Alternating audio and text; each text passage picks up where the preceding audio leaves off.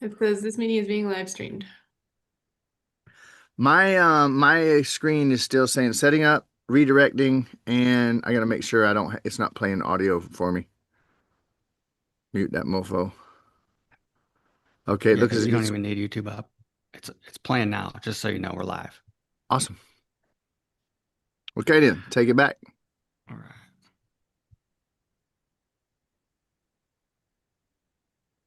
Okay, 1 second. I've got some prep to do now. All right, let's make Brian co-host again. I think. Okay, well, I'll get recording started and stuff. This new Zoom update, it moved everything around.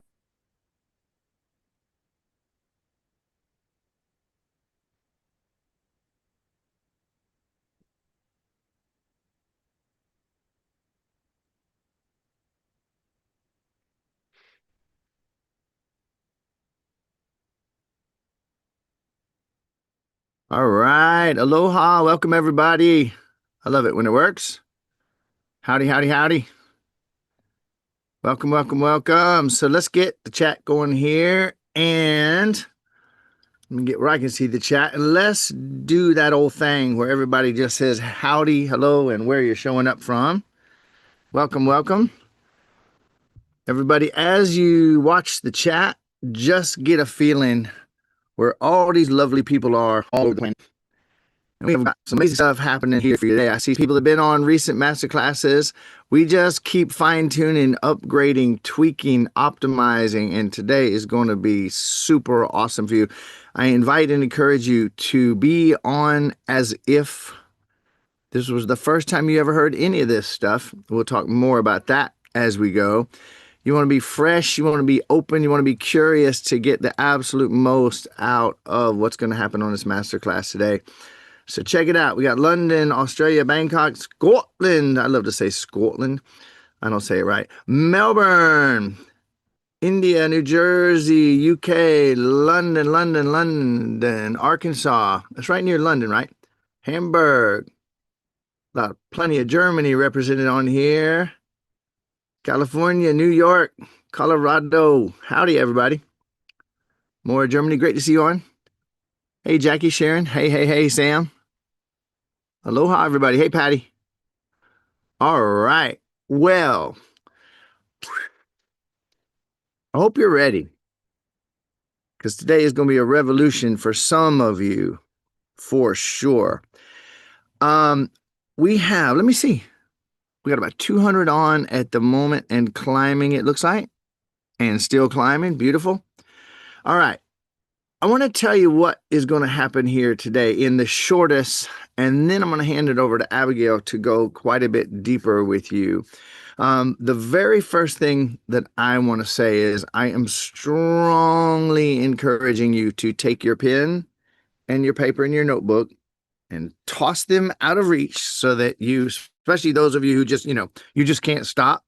You do not want to take notes today. What you want to do is be completely present, fully tuned in, checking your posture, checking your breath, getting that air down into your belly and turning all your systems on so you can get everything that's happening here today. And that was almost like a tease about what's going to be happening as we go and where we're going to take you as we go through the next little while. I would like to invite you to play a game with me today. In all probability, you've probably been working on yourself for years or decades. Am I right? Just give me the little nod. In all probability, you've been working on yourself for a while, right? And you know some things. And I think it was, it was one of the great thinkers. I've seen so many quotes like this, but I think it was Mark Twain, actually. The only thing that causes suffering and pain is the things you know that just ain't so. And we got plenty of shit that we know that just ain't so. But the fact is that you're creating your reality, as you're going to meet more today than you probably ever have. You are creating your reality. And so what you know is what you get. You think it's the other way around. You think, oh no, I only know that shit because I get it so often. But what if the only reason that you get it so often is because you know it? And what if today you could unknow some things?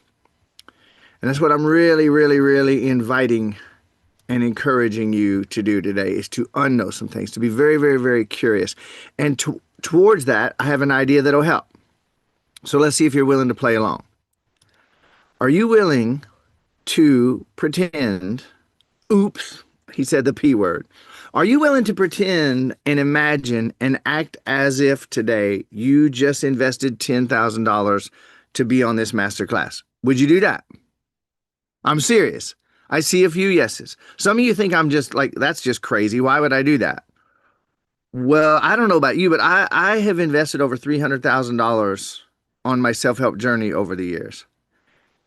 And well, that was actually prior to 15 years ago when I started this. I don't know. I wouldn't even think about the total now. All the money and all the energy that I've put into working on myself. And I know that when I went to some of those high ticket seminars and then I plunked down thousands of dollars and then hotel and all the other expenses, I went in serious about getting my money's worth. And my only concern for you is that if you sit there right now thinking about how much you paid for this event, I mean, what could you really expect with what you invested for this? What could you really expect? And I mean, come on, man, if they're doing that shit for free, or, you know, they're doing something for $100 or whatever, and they're going to hold back the good shit, right? That ain't how we do it around here. So if you would just go ahead and we make the agreement right now that you plunk down 10 grand for this investment, for the investment for this, and you're really ready to get your money's worth, you're going to get a lot more out of this. So I'm going to ask for a little bit of an agreement on that here in just a moment. First, though, I would like to set an intention with you related to you getting the absolute most out of this. So those of you that want to close your eyes, and I'm going to paint a picture for you. What would you like to be different by the end of this class? We're coming up on, at this very moment, you know, another opportunity for major life change. If you imagine the next year, the next 90 days, the next week of your life, you get off of this master class, what would you like to be different as you go into that next year, the next 90 days, the next week, the next conversation with your kids or someone that you love? What would you like to be different? What would you like to be gone, away, out of your life? No more of that shit. What would you like to have in your life now? Some more of that. Some of that. And if I may, I'm just going to paint a picture for you of what I think would be near to the heart of what you really desire.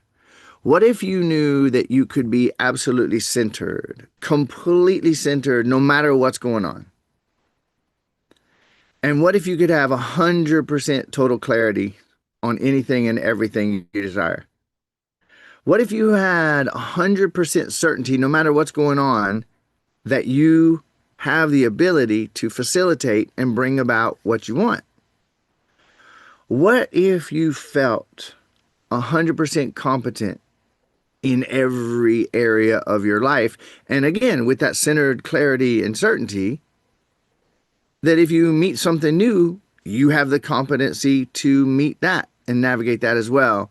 And this led to you walking in a constant state of calm confidence, no matter what was going on. When you get the x-rays, you meet them with calm confidence. When you get the emails in the morning, calm confidence. When that phone rings and you meet it with calm confidence. You get a bill in the mail and you meet it with calm confidence. Now, why would I do such a thing? Why would I offer to go so far? And why would I be teasing about you taking this as a $10,000 investment? I'm going to tell you why. I haven't talked about this for a while. And on this very important to me masterclass, I want to underline a few things. And here's one of them. You got that vision? Centered, clear, absolute certainty, full competencies online, and walking in your confidence, right? Okay. there's something weird about the business, the industry that we are in here. And we are kind of in the self-help or spiritual self-help industry.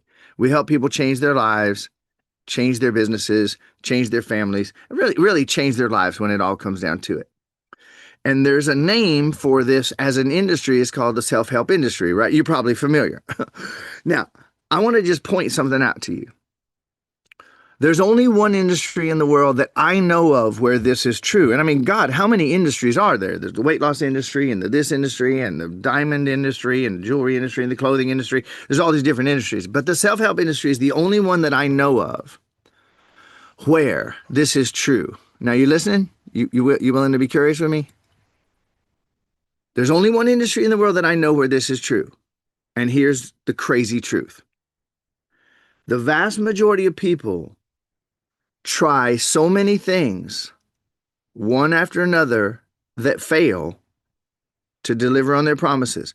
They go to that seminar that says it's going to help you self-sabotage. You go to that one that says it's going to help you solve your money issues. You go to this one that says it's going to help you solve your weight and your health issues. You go to this one again that says it was going to solve your money issues. You go to this one again that says it's going to solve your self-sabotage issues. And in this one industry, so many people try solution after solution after solution after solution that the majority of them end up identifying as junkies. Now, they're not called junkies by someone else. They claim, I'm a self-help junkie. Now, I don't know if you've ever thought about this. I don't know if I can tease and encourage you and make this point strongly enough that you would think about it. But you hear what I'm saying, right? It's an industry where people try so many things, one after another, that fail, that they end up identifying as self-help junkies. Now, what the fuck is up with that? I would think about it if I were you, and I invite you to think about it. Because if we don't handle that skepticism from the start, you're not going to let yourself get it today either. All right? So towards that, I'm going to ask if you're really willing to play full out. And I mean 100% full out. Those of you that have been working on yourself for years or decades, those of you who have been on one or more masterclasses with me or with me and Abigail, are you willing to play 100% full out this time? And let's go to the chat. Because if you will type in a Y or a yes, this is your commitment to yourself that no matter what it takes, you can do this. You can sit up straight. You can breathe. You can be curious. When you get tempted a half an hour in, okay, I'm starting to feel something. Let me check Twitter. Let me go check and see how many likes are on my last post on Instagram. You know, I think I might be ready for lunch. I don't really need to be on this class. Are you willing to play 100% full out today? Because your why or your yes, everybody else sees it. Okay, so that's what we're going to do today. We're going to play 100% full out. Okay, so then that means your notifications are turned off. You're going to sit up straight. You're going to be breathing. When we remind you through this presentation, maybe through the chat or maybe verbally, for you to breathe and check your posture and really tune in. All right? This is not some bullshit webinar where we're going to come on and give you a few minutes of benefit and then try to make you buy some shit. We're going to go for a few hours and we're going to go deep.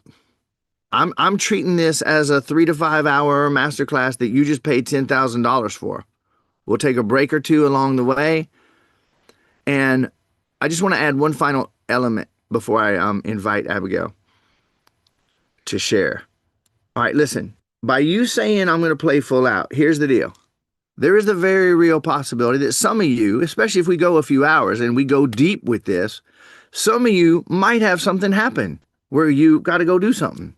You're committing that if our replay system works and we're able to get this replay to you later, if that all works out, if you don't finish this now, you're going to come back and finish it at your first opportunity because you're playing 100% full out, right?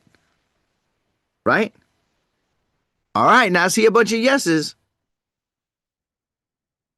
Okay, so notifications off, sitting up straight, fully attuned, and you're going to tune in. Now, Abigail is about to come on, and some of you have encountered Abigail, those of you who've been with us for a minute. I don't want to shortcut anything. This is, to me, the most important masterclass we've ever done. And so I would invite you right now to start listening with everything you got. Take those couple deep breaths and get ready. Abigail has been in the self-help world for going on 30 years herself. She is one of the most invested people I've ever seen. Over $750,000 that she's put into her healing and inner work journey over the course of decades. She rose to the very, very top of one of the couple of biggest coaching organizations in the world. And she has more knowledge about how to make self-help actually work than just about anybody. We are ecstatic to have her as the CEO of the company. And I ain't bullshitting here. I ain't playing any games. I'm not trying to hype anything up. This woman is fucking amazing. Every time she talks, if you just listen and absorb, you're going to be picking up diamonds virtually no matter what she's talking about. And by the way, you already said that you would play 100% full out. So you're going to give 100% attention for yourself and her, right? All right, Abigail, if you would share a bit, let them know what they're going to get today and how awesome this is going to be. And we're all going to be 100% attuned because we're all playing 100% full out this time. I love it. Absolutely. So, welcome to the 5C Manifestation Method Masterclass. Try to say that twice fast. So, we are going to do some amazing deep work today, like Brian just said. So, I'll fill you in on what's up, what we're going to do, and what to expect. So, today, Brian is going to show you the one thing behind every human issue and problem. And you might be thinking, what? Is that possible? You are going to leave this class today knowing, beyond the shadow of a doubt, the one thing at the core of every problem and what to do to change it. No bullshit. This is what we're doing here today. All right. And the same one thing that's missing, that's been preventing you from getting anything and everything you want as well. And lastly, you're going to be feeling calm, clear, confident, and capable to bring it about and be safe enough getting to enjoy it. So here's the key. You'll be safe. You'll be getting things you desire without any fear that there's going to be a price to pay later. So you're going to get the key here that honestly, I don't believe you can find anywhere else on the planet, that we've probably all been looking for decades. I know I was. And you're going to have the equivalent of a $10,000 transformational event for free. So you're going to come away knowing today why you've been sabotaging yourself, how to never sabotage again, how to confidently, competently start expanding into everything you desire. So everything I just said, that's what we're here to do today. And you might be wondering, how the heck can we promise that? That seems like a ridiculous promise. So let's just pretend for right now that you accept it's possibly going to be true, like that it could actually happen. So how are we going to do that? Let me talk a bit about what we're going to cover to actually fulfill this promise for you. So we're going to talk about how to become so centered that you are at peace and unshakable, and how to get 100% clear on what you actually desire. And then how to be completely certain that you can bring it about. And then how to have all of your competencies returned to you so that you always know you have what it takes in each moment, in every moment. And then how to live and take action in complete and total confidence consistently. So that's what we're going to go through today. Now, who is this for? Let's take a second to talk about that. If you mentally get and are intrigued by the idea that you create your reality, and you're frustrated as fuck at your ability to bring this from idea to reality. I know that's exactly where I was dealing with this. It's like, how? You've probably tried tons of solutions, found some relief, only to eventually be disappointed again. And so if you have that feeling like, I'm just not certain that I can actually create what I desire all the time, every time, I'm not sure how to do it, then this whole entire masterclass is for you. Now, who is this not for? If you are not ready and willing to accept that you're 100% responsible for creating your reality and that there are no victims, then this is not for you. So I'm going to transition here into where we go a bit deeper. And I'll just say, along that point that I just brought up, if you're not ready and willing to accept that you're 100% responsible for creating your reality and that there are no victims, this just isn't going to work for you. So let me just save you some time. Since we're saying here, we're going to give you $10,000 worth of awesomeness here. And we're telling you that you're going to get this key. One of the keys here is actually 100% total personal responsibility. So I'll just tell you in no uncertain terms, something that Brian says a lot, and it's super revolutionary. All right, so just try this on for yourself and see what you think. And if you're not up for this, you'll be fine leaving the presentation. No worries. But if you're going to stay with us, there's a statement that Brian says that I really think is going to help you, which is, if you're not willing to admit that you're creating your reality, you're denying and preventing your power to change it. Let's say that one more time. This, I think, is the ultimate key in all of Brian's work, actually. If you're not willing to admit that you're creating your reality 100%, you're denying and preventing your power to change it. All right. So with that, I'm going to hand it back to Brian. Awesome, awesome, awesome. Beautiful. So you got that? I formulated after, my own hellish existence. I lived in hell for 42 years, and I'm talking hell. Like I may tell a little bit more about that later.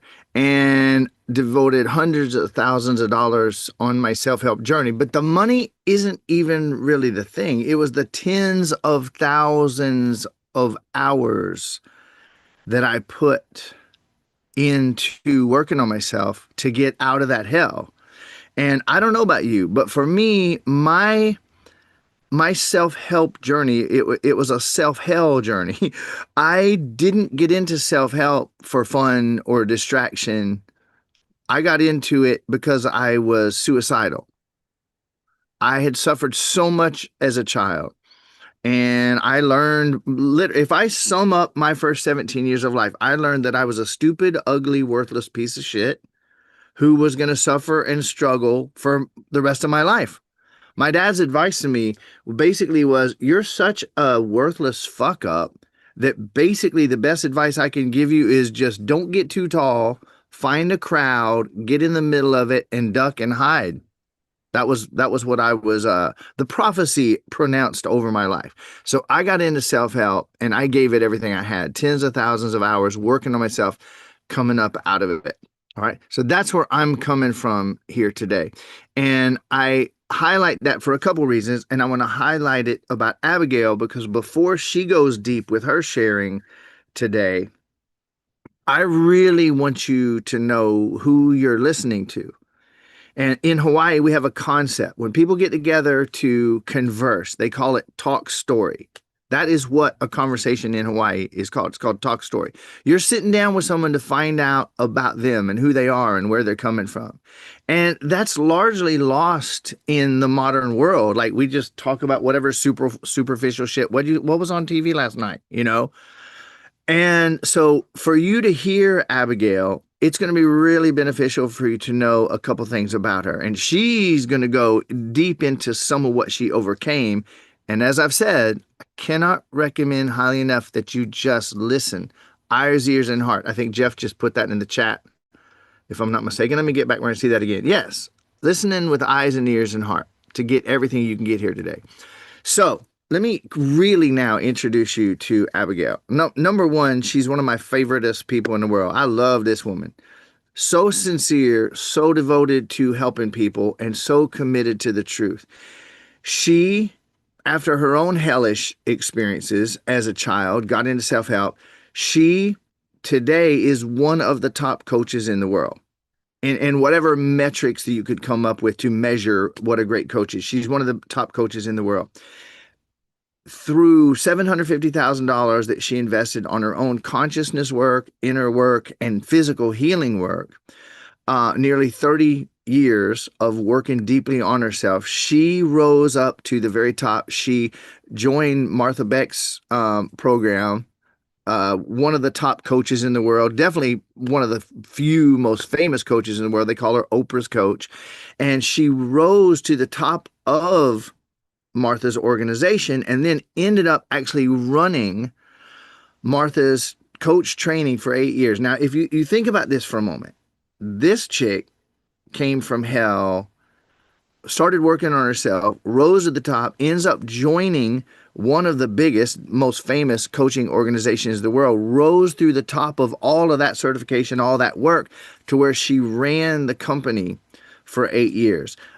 She's a master coach, and that word is like, I think right now you can probably go somewhere and spend $47 and be called a master coach at something. That's not what Abigail did, but she has more certifications than God. We double checked. And she recently discovered level 5. Now, here's kind of the bottom line. Going from trauma that you don't even want to hear about, and she and I have talked about it, we've worked through it. Rising to the very, very top after 30 years of inner work. And she told me that at that peak, when she found me in level 5, her deepest issues in life were still untouched by all that inner work that she had done. Some of you are nodding. You know exactly what I'm talking about. Okay? Well, she experienced so much miraculous awesomeness with level 5 from the first moment that she devoted herself entirely to the work. And I don't know that there's anybody on the planet doing level 5 to the extent that she is. And she ended up actually merging her entire coaching business into level 5, where she's now largely running our company and directing our practitioner program, where we teach people how to do what we do. When this chick talks, anything she says, you could pick up 3 or 4 diamonds in one sentence of her speaking. So I'm encouraging you to really, really, really listen. And the bottom line that I want to summarize of my introduction to her is that she went, like me, from absolute fucking hell on earth, devoted herself to inner work at the highest levels, total commitment, $750,000 invested, tens of thousands of hours, still stuck as fuck. After that, she found this work and changed everything.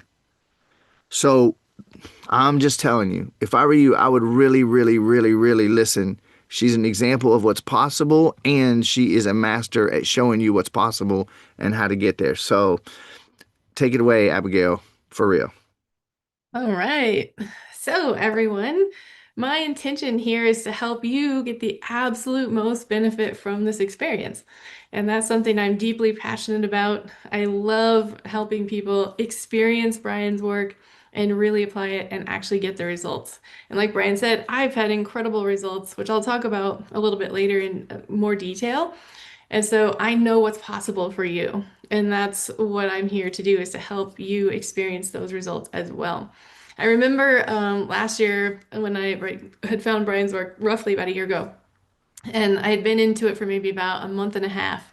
And like Brian said, I'd come out of this long, long, lifelong hell, physical pain, financial anxiety, financial issues, and relationship issues as well. My whole entire life, despite all of this stuff I've done, being a master coach, being a coach for 17 years, all that stuff, working on myself forever, spending all that money, still in hell. And last year at this time, I had found Brian and been involved in his work for about 6 weeks. And everything had already started changing. I'd already gotten miraculous results, pain relief from a long-standing pain issue. And now I'm sitting here a full year later, and I'm seeing how my entire life has completely changed. No more hell, so much heaven, so much magic in every single area of my life, health, money, relationships, confidence, all of it. So I am so thrilled for you to get to dive into Brian's work today. And that's why I'm here on the team, is to help share what I'm sharing right now with you, so that you can believe that it's possible for you as well. And here's the thing, Brian's work is unusual and it's outside of the norm. And you might not believe that what he offers is possible. What we're talking about here today, you might not believe that it's possible. And I understand. I didn't really either when I found his work.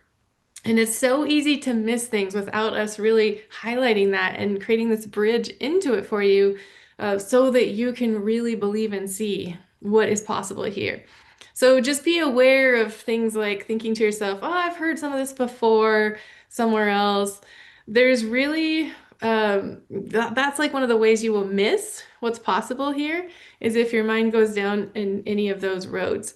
And so I'm going to talk a little bit here about how to really truly open up and get the most possible out of what we're offering today, because this really is something completely unique and different.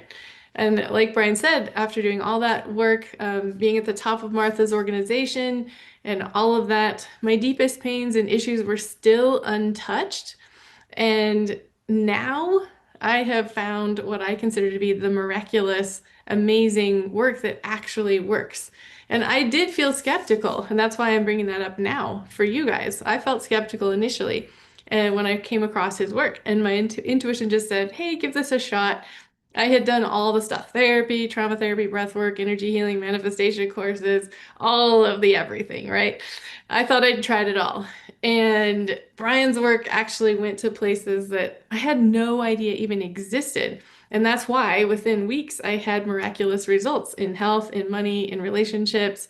And Brian's work goes underneath everything to the core elements that most other people are just unaware of. And that's why I'm so passionate about it and why I joined the team. So I'm here to help systematize and create processes with Brian's work, since that's my thing, that's what I do, and to help you apply everything effortlessly and get all the benefits. And I'm actually going to do that for you today. So if you stay to the end of the masterclass, you're going to get a whole play sheet written out for you of exactly what we've covered today, so that you can see it at a glance and apply it and implement it and get results right away from hanging out with us today. So that's something that you're going to get if you stay to the end. So now, as we get into Brian starting to share some of the deepest, most powerful, most life-changing, most effective work you could possibly imagine, I want to make sure that you can actually receive it. So one thing to remember is, and you may not have heard this before, but I'll say it even if you have, is that Brian does not hold back. He is never holding back and saving something for later. And one of the number one comments that we get is that Brian gives more in his free events than most people do in their paid programs.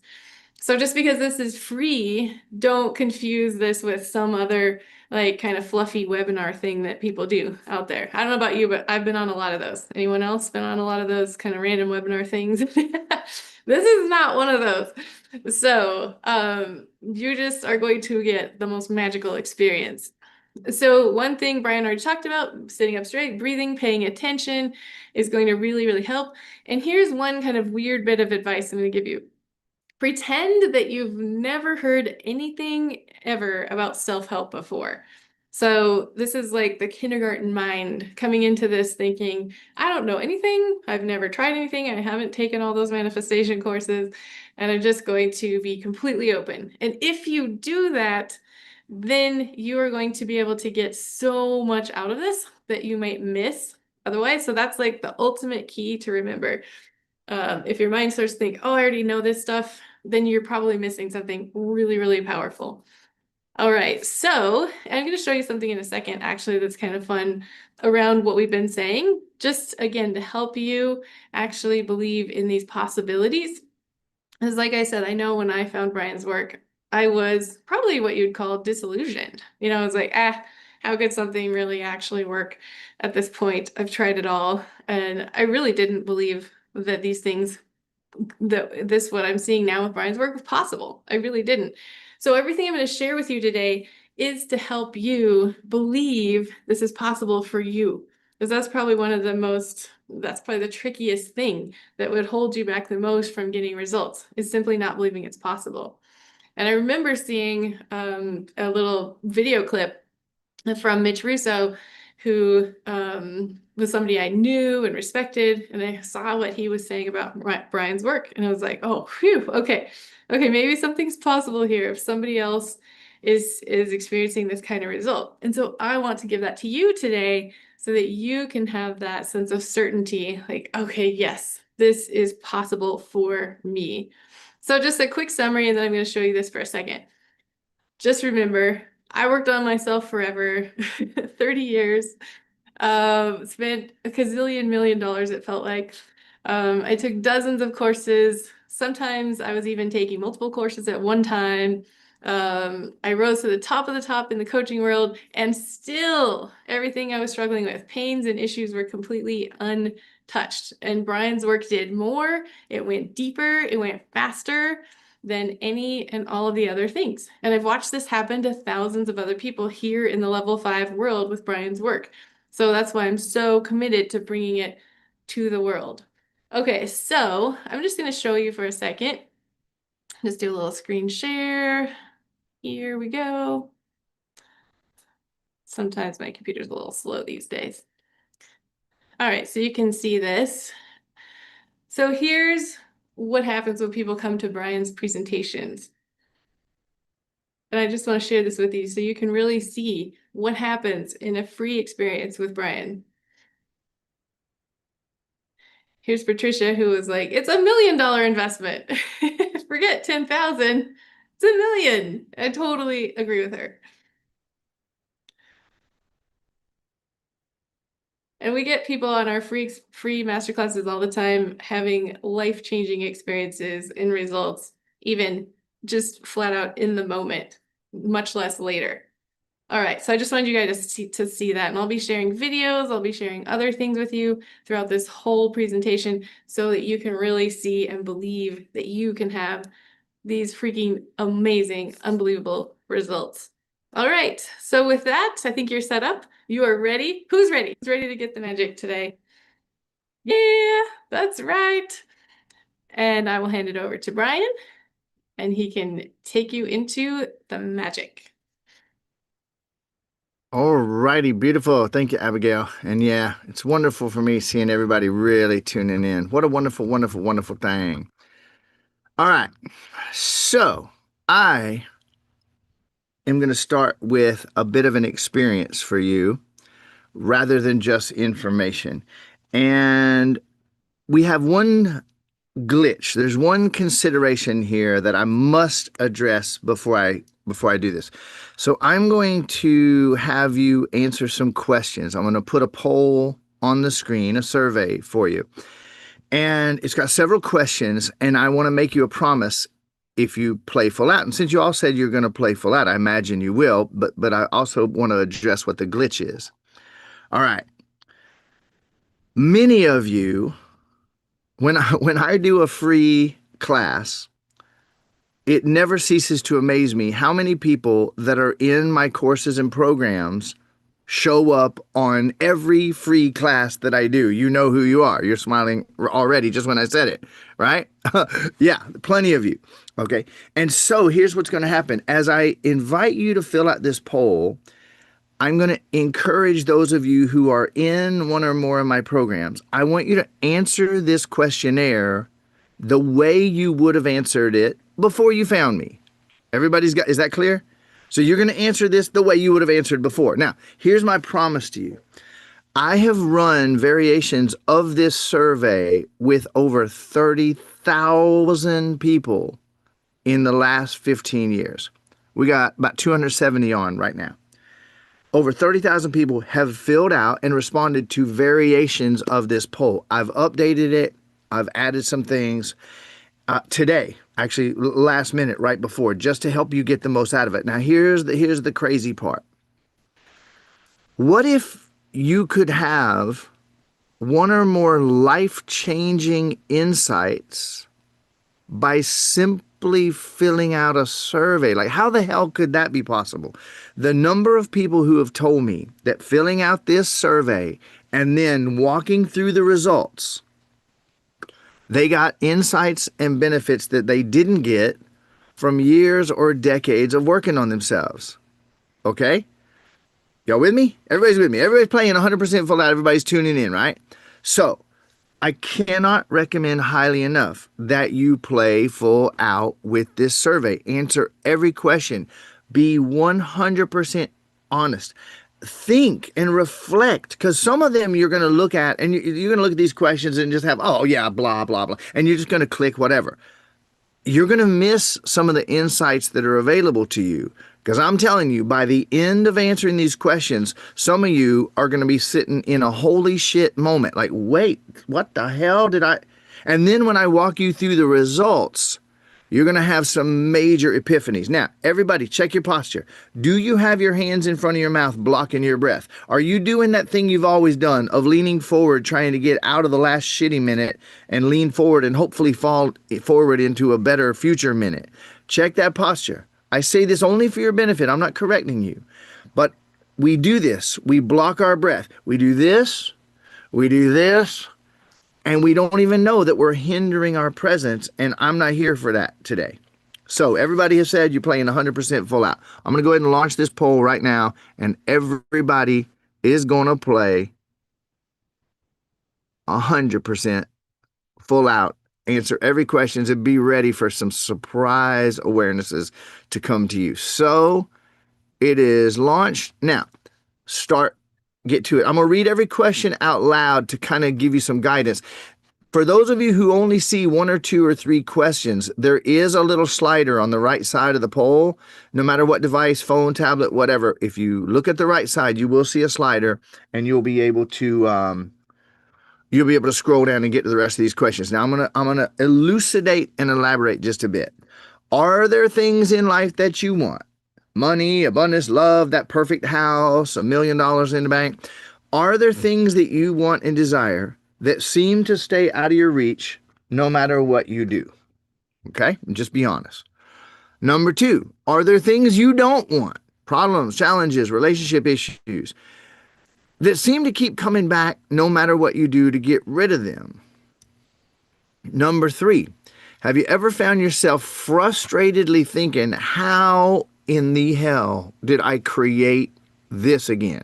Or how did I attract this into my life yet again?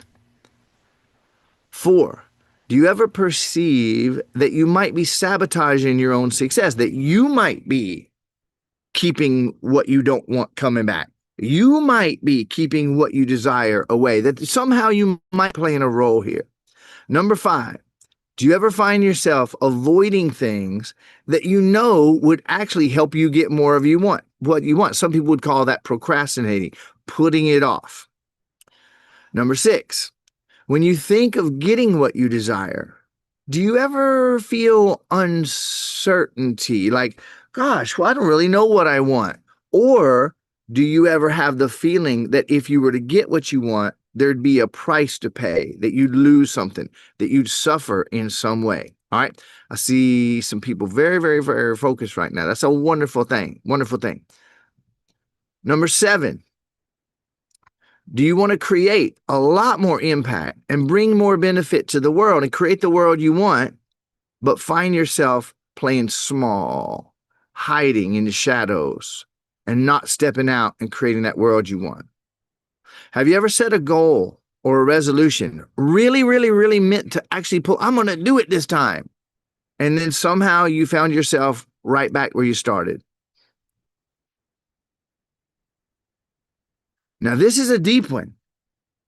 Number 9, do you believe that you might secretly be very, very, very powerful, but find yourself sometimes seeming like you're almost powerless to change what you want to change in your life? 10, have you tried 1 or more self-help or spiritual approaches to solve all of this, but feel honestly frustrated with the results that you've gotten? If Now this is a deep one. This one might surprise you. If you've done a lot of inner work, have you ever thought that either self-help is missing something, or you might actually be too broken, too fucked up beyond repair? That was mine. I was fucked up beyond repair, and I knew it. Or both. 12, do you consider yourself to be spiritual or interested in consciousness? Now, I love seeing this. All right, so we got 32%. Even though this is a longer poll. I have 20 full questions here. We've already got, what? Okay, 14%. 14% have completed it. So yeah, we're definitely going to get there. I'm going to get to 80%, and I do have all day. So if everybody would start clicking. Okay. Do you at least, wait, did I just miss one? Did I just skip one? Oh, no. Okay. Do you at least mentally get the idea that all is one, everything is energy, and you're creating your own reality? Do you at least mentally get that idea? 14, do you ever feel frustrated with your ability or inability to walk and live that truth that all is one, everything is energy, and you're creating your reality? 15, do you sense that if you could move from the mental understanding of those ideas that all is one and you're creating a reality to living them, things would change for you, maybe miraculously? 16, do you sense that if you did move from that understanding, you'd actually find abundance taking care of itself? Drawing too close here. 17, can you easily, simply explain exactly how it is that you're creating what you do not want again and again? Okay, I'm going to challenge you on that one. 18, do you ever say anything and then wish you hadn't, or like wish that you could stuff that back in? Do you ever do anything and then wish that you hadn't, or wonder who did it? And 20, if there was a simple way of going beyond all these mental ideas and actually stepping into living this, living in your power, would you choose it? All right, beautiful. Man, we got some stuff happening here. I got 46% have completed the survey. This is wonderful. Let's get to 80%. And I do have all day. Not really. 58%. Oh, we're going to get there. We're going to get to 80%. Everybody click those answers and be honest.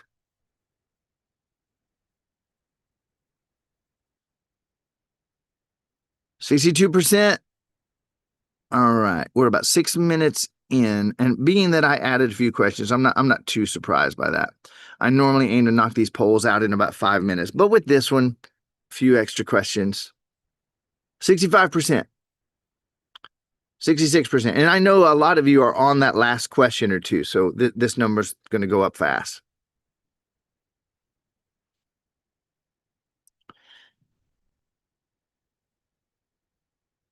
Okay, so there was a question over here just while we're getting these last few clicks in. We're almost at 70%. Will this allow or heal panic attacks, constant physical symptoms? James, I'm going to offer this to you. I don't believe that such a thing as panic attacks exist. I wouldn't use that phrase to describe symptoms. I understand the phrase. I know lots of people use that phrase. A lot of people believe in panic attacks. But what if what people call panic attacks, what if that is what you experience when you don't feel safe and you're not breathing enough to fully oxygenate your brain? And so you're sitting there not feeling safe. Your brain is under oxygenated from not breathing enough, and you find yourself experiencing extreme fear. No panic is attacking you. And that phrase was invented just to fuck you up. So I wouldn't use that phrase for money, panic attacks. It's fear. And I'm going to be showing you before we're halfway done today, you will know how to end fear. I used to live absolutely in a state of constant fear. Okay, we got 71%. You guys, let's get these last few clicks in.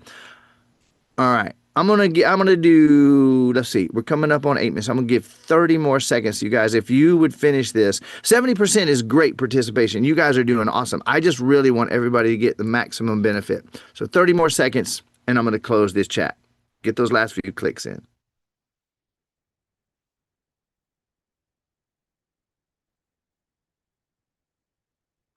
And Susan, who says, I'm going to do the replay mostly because I'm cooking for family dinner right now. If you would give us the address, we'll be there right after.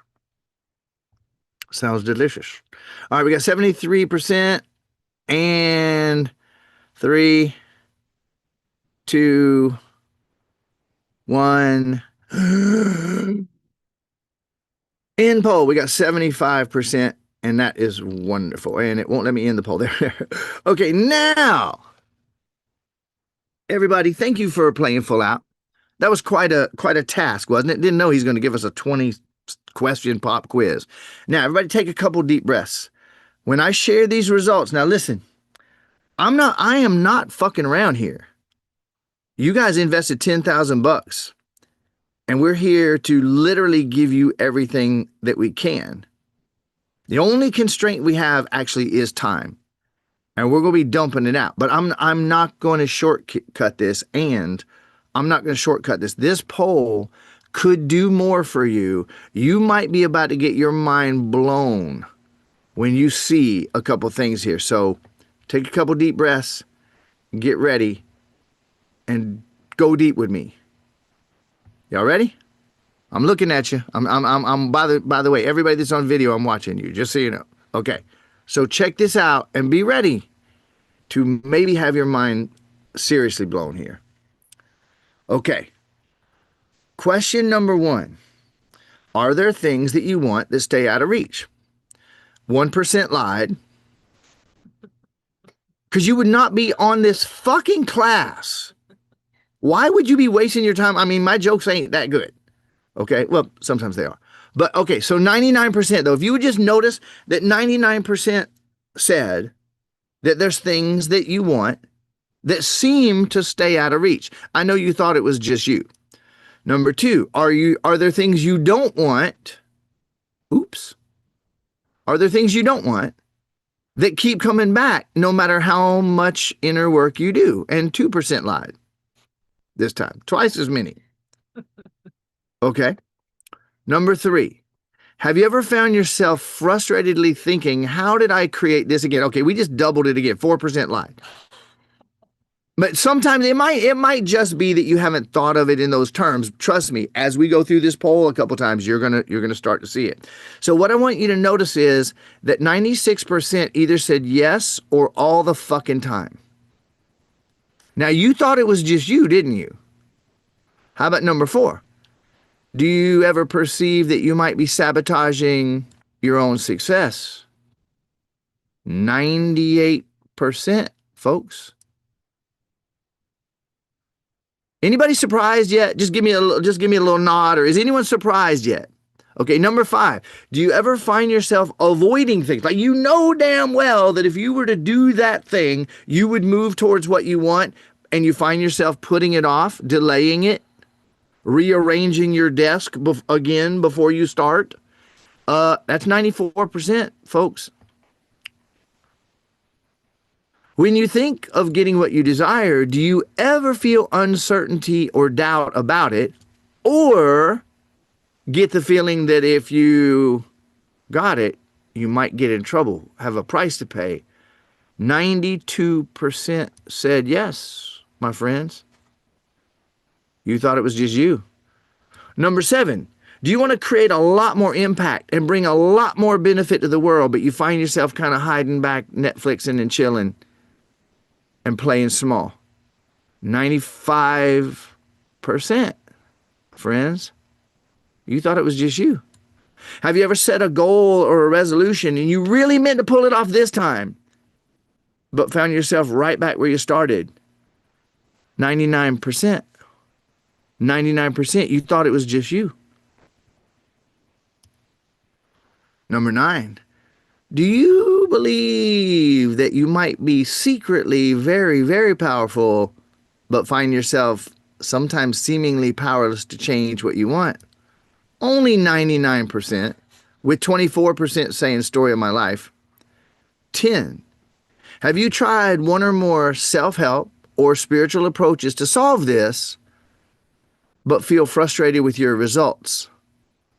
That's 100%. Now, wait. Wait, Brian, give me a minute here. I'm running out of oxygen. What the fuck am I looking at here? Y'all, what we're talking about is that 100% of us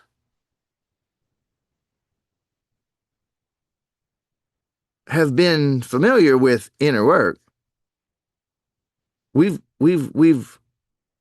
tried to do things to change our lives, and high 90% of us, well, you remember those previous answers, and I told you I'm going to be hammering this thing. I ain't messing around. If you've done a lot of inner work, have you ever thought that either self-help is missing something, or you might be too broken to get self-help right, or both? 100%. I know you thought it was just you. Now, do you consider yourself to be spiritual or interested in consciousness? 98%. The other two, you must have just fell and tripped and landed on this masterclass. I don't know what the hell's going on. But number 18. Now this is where we're getting down to the depth of it. And this is where you want to keep breathing, check your posture. We're probably going to cram more depth and benefit into this masterclass than you got out of all the inner work you've ever done before. So don't be surprised if this section seems a little bit dense. I'm just not skimming because this is way too important. Do you mentally get the idea that all is one, everything is energy, and I'm going to focus on that you're creating your reality? 98% yes. The other 2%, you would be so much happier and better off if you'd click the little red X, leave, and go masturbate or watch Family Guy or pet your dog. Like, go do something that you could enjoy. Climb a tree, have some tea, because you're not, if you're in the 2% that's not leaning that way, you're not going to enjoy what's going to happen here over the next little while. 14, do you ever feel frustrated with your inability to live and walk the truth that all is one and you're creating your reality? 95%, folks. 15, do you sense that if you could move from the mental understanding of these ideas to living them, that things would change for you, maybe miraculously? 99% yes, and I got a secret for you. You're right. Do you sense that if you did move from the mental understanding that you're creating your reality to the experience of it, you would find abundance taking care of itself? 99%. You know damn well it would. Now, this is where I hesitated before adding these questions because I knew I was opening the door for some misunderstanding. Can you easily, simply explain exactly how it is that you're creating what you don't want? So I started with those first couple of ideas, like, do you have shit that you want that stays out of reach? And the answer is yes. And do you have shit you don't want that keeps coming back? And the answer is yes, right? The nature of this question is, can you simply explain, just simple and clear, just tell me exactly how you're making that happen? 30% of you said yes, and I would bet money that the answer is no. Because if you knew how you were doing it, you'd stop doing it. Think about that. Now, here's a couple clues for you. Do you ever say something and then wish you hadn't, or even wonder who the hell said it? Do you ever do something and then wish you hadn't? We're in the high 90% yes on both of those. And if there was a simple way of going beyond these mental ideas, all this spiritual stuff, to actually simply, easily living in it, would you choose it? And we got 100% yes. Fucking wow. Now, did everybody get that? I just want to see. Give me a visual, raise your hand, wave at me, flip me the bird. No, don't do that. You hurt my feelings. Smile, do something so I know. Okay, y'all. All right. Now, I would like to open the chat here, and it is open to everybody. And I would like to know, just be honest, type in the chat. What are you thinking? What are you feeling? Are you surprised? I would like to get your quick feedback before I go any further on what happened from that poll for you. Some of you have been with me for a while, but I don't see how you could. Let me see. Is that working? Yeah, chat's open. Beautiful. When you look at that, y'all, now I want to highlight and oversimplify those summaries here, or oversimplify a summary of that entire poll. We have a group of almost 300 people on here today who consider themselves spiritual. You've been working on yourself for years or decades, but you're still sabotaging, playing small, procrastinating with shit you don't want coming back again and again and again and again, and shit that you do want staying out of reach.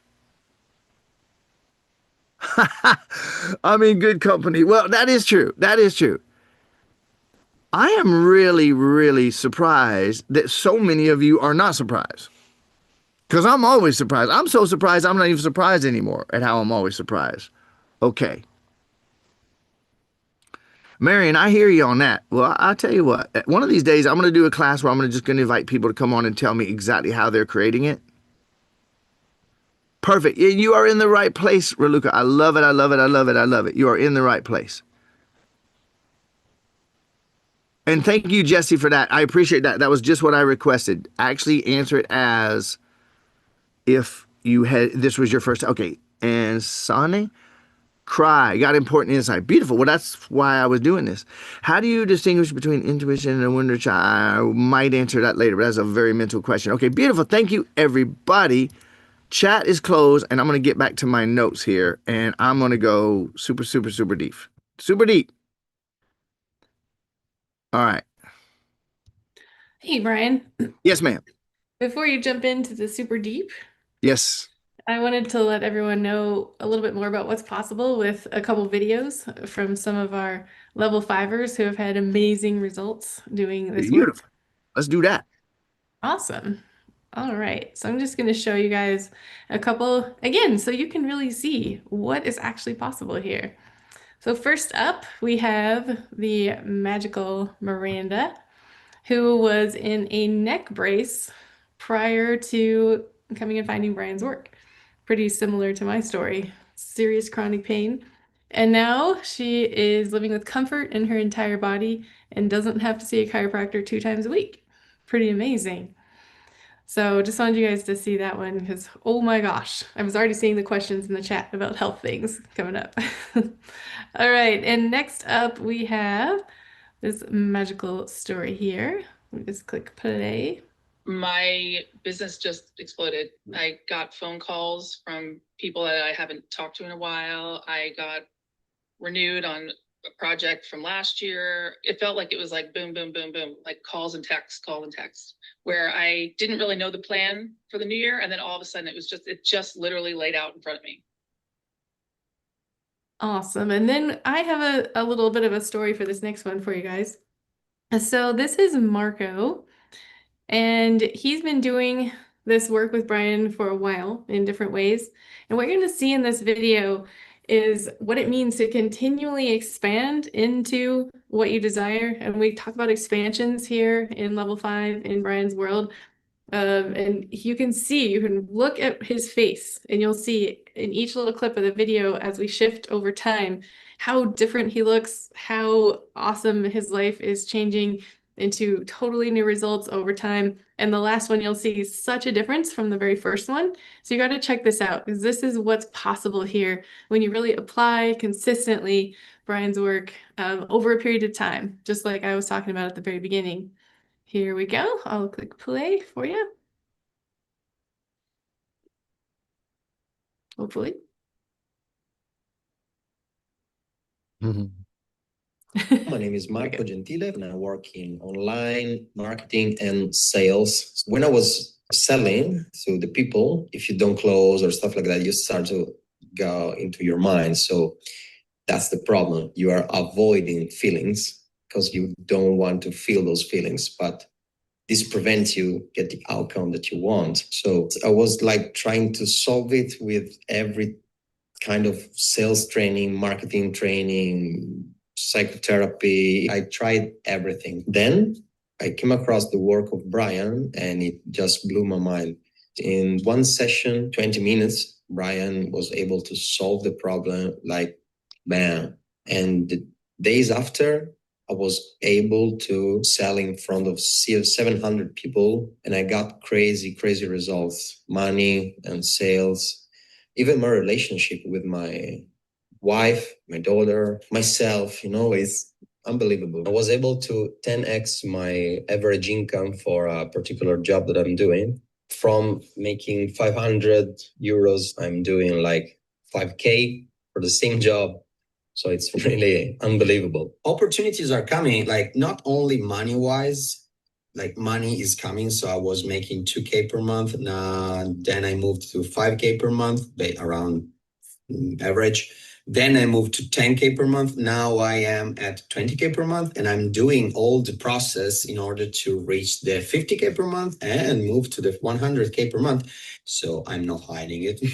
Like I'm not ashamed of money like at all at this point.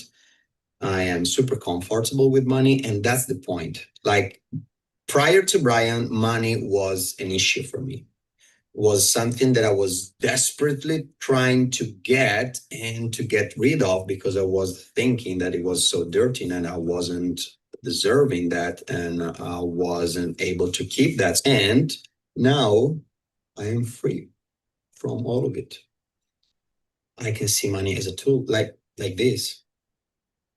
Money for me has the same power than this wire. The same. It's not different. All right, there we go. So awesome. So awesome. So looking at people that had worked on themselves for years or decades, Marco, Abigail, me, and so many more, and seeing what happens when we found the key and it all turned on. And then you all watching the results of that poll. And I'm just going to underline it one more time, and I don't apologize. It is so revolutionary. It is so profound, and it's so maybe hard to believe that we can look at it as obvious and unmistakable as those poll results are, and literally, I don't think I want to remember that. Yeah, get on with the fascinating shit, Brian. I don't what poll? I don't remember that. So I'm going to be referring to it a few times.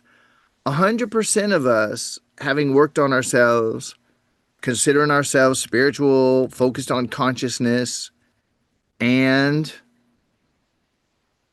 sabotaging the shit out of ourselves, procrastinating, playing small. And what's the price of that? I don't know about you, but the price for me was no love in my life, no intimacy, no real connection that I wanted to have with the people close to me. The relationships with my kids, nowhere near where I wanted it to be.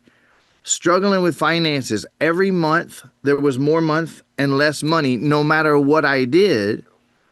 And I was suffering. And 30 years of working on myself, hundreds of thousands of dollars, tens of thousands of hours, and finding myself more fucked up every month after every seminar. More disappointed. Every self-help book, every course, oh, looks like this one has the answer.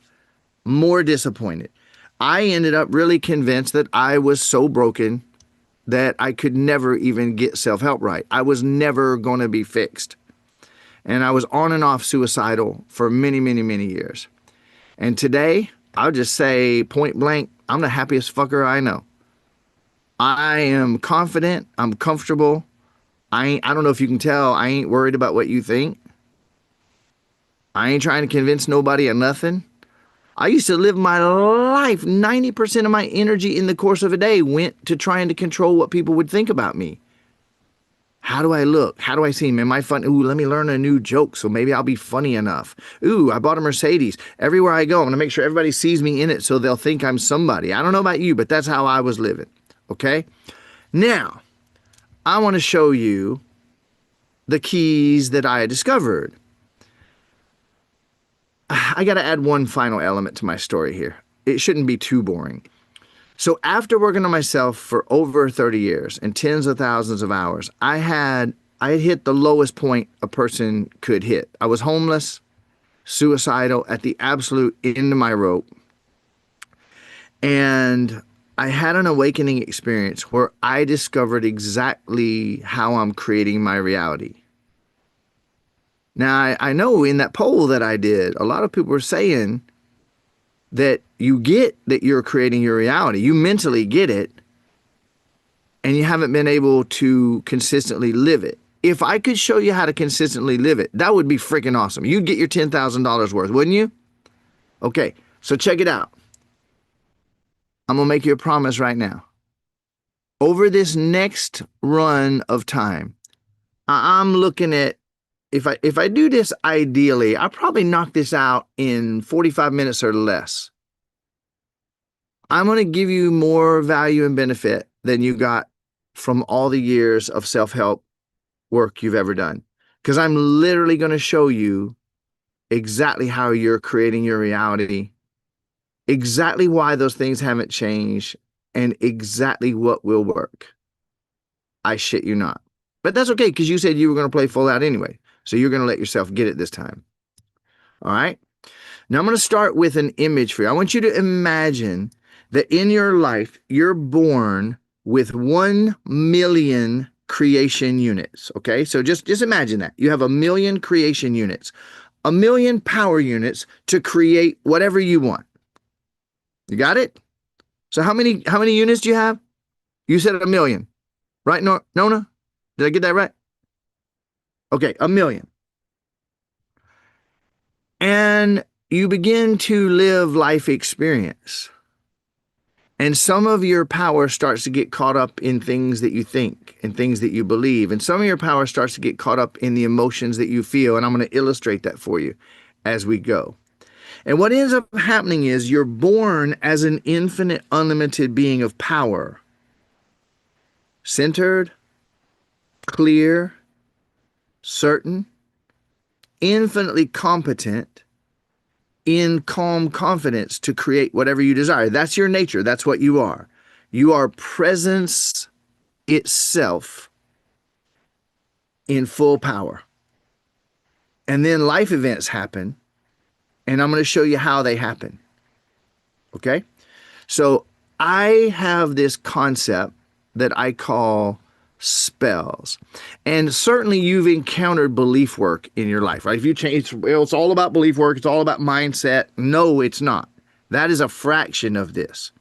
All right, I'm just checking in. I see we've been at this a little bit over an hour, and some people, the density already is getting to you. So here's what I want you to do.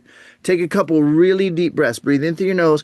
Get that breath down into your belly. Really take a strong inhale and just get some air in there. And when your lungs are full, let that breath fall right out of your mouth and let yourself feel just a little bit of relief. And then do it again.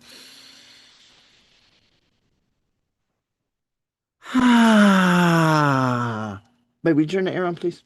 Thank you. Couple more inhales. Get that head up high, and let's turn all of our systems back on. Because see, a lot of your presence and power, those amazing creation units, got tangled up in a whole bunch of shit that you've been choking on, and it came up through that entire poll, and we're about to start undoing that shit right now. All right? So, as a child, you learned these spells. Spells are not just beliefs. Spells are a combination of thoughts, ideas, beliefs, decisions you reached, conclusions you came to, and it's tangled up with all of the emotions that you felt that you haven't digested. Now, picture this. I did ask a question on that poll. Do you secretly suspect that you might be actually super powerful, but you find yourself often powerless to change things? And virtually everybody said yes. I'm showing you right now in the simplest mechanical terms exactly why, so that I can show you how to undo it. Your power units got frozen in your spells. They got frozen in what I call inner children. So imagine this. As a child, you experience a moment of upset, physical pain, emotional pain, and that little inner child freezes in that moment with the thoughts and the decisions, the conclusions, the ideas, and the emotion of that moment. Now that power is frozen in that inner child, and you go on growing up to live your life. And then a few days later, another event happens. And then another event happens. And now you got 3, 4, 5, 10, 1,000, 3,000, 5,000 little inner children inside of you, frozen in those moments of trauma, physical and or emotional pain.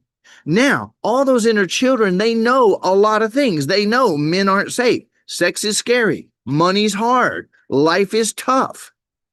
You're not safe getting what you want. I'm going to show you the mechanism here as we go. So all your power frozen back in your past and your pain and your programming, and you're here in the present moment trying to create what you want and wondering why it's not working, trying to make those bad things go away while your inner children are constantly creating more of those bad things to keep you safe. Now, here comes the mechanism of it. I think you're going to dig this. So keep that breath going.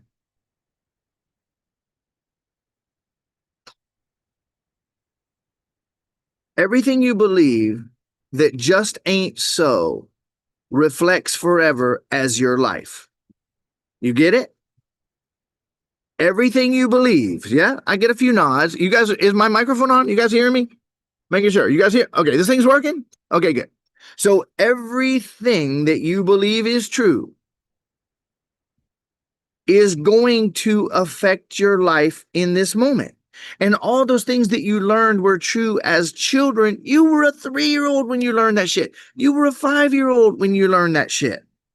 And all these spells together, after now working with hundreds of thousands of people and helping them to wake up and step into the life of their dreams, I have distilled all of the spells that we've learned. I've distilled them down to what I call the 5 spells from hell.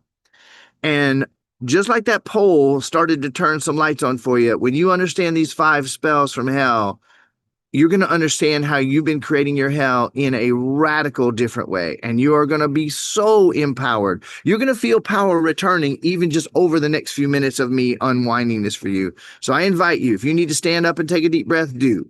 Whatever you need to do to keep yourself fresh, take a couple sips off your water. We're going to go deep, and I'm going to condense couple 100,000 hours of information into a matter of minutes here.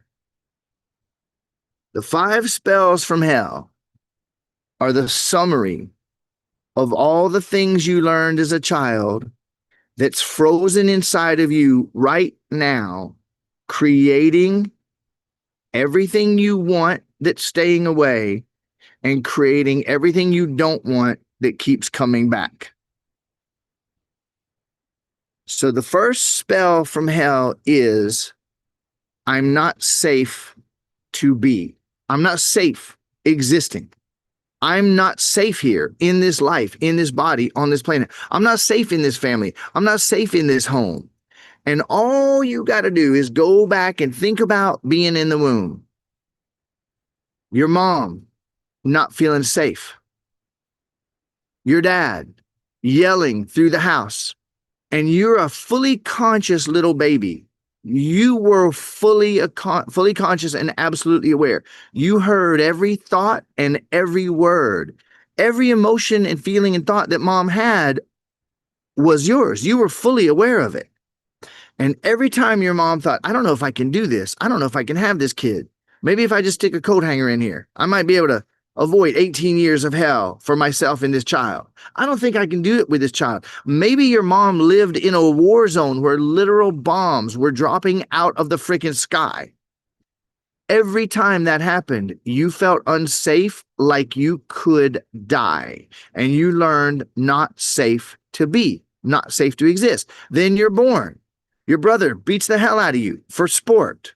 Your dad takes out his pains and frustrations of his work and his life physically on you through physical abuse, sexual molestation. Every single time that you found yourself in danger, you learned the spell not safe to be. Now, I have a yes or no question for you, and I invite you, because you said you'd play full out, and I want you to get this.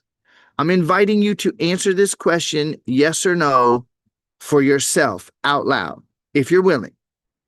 Did you or did you not, as a child, have experiences where you learned not safe to be? Yes or no? Did you or did you not?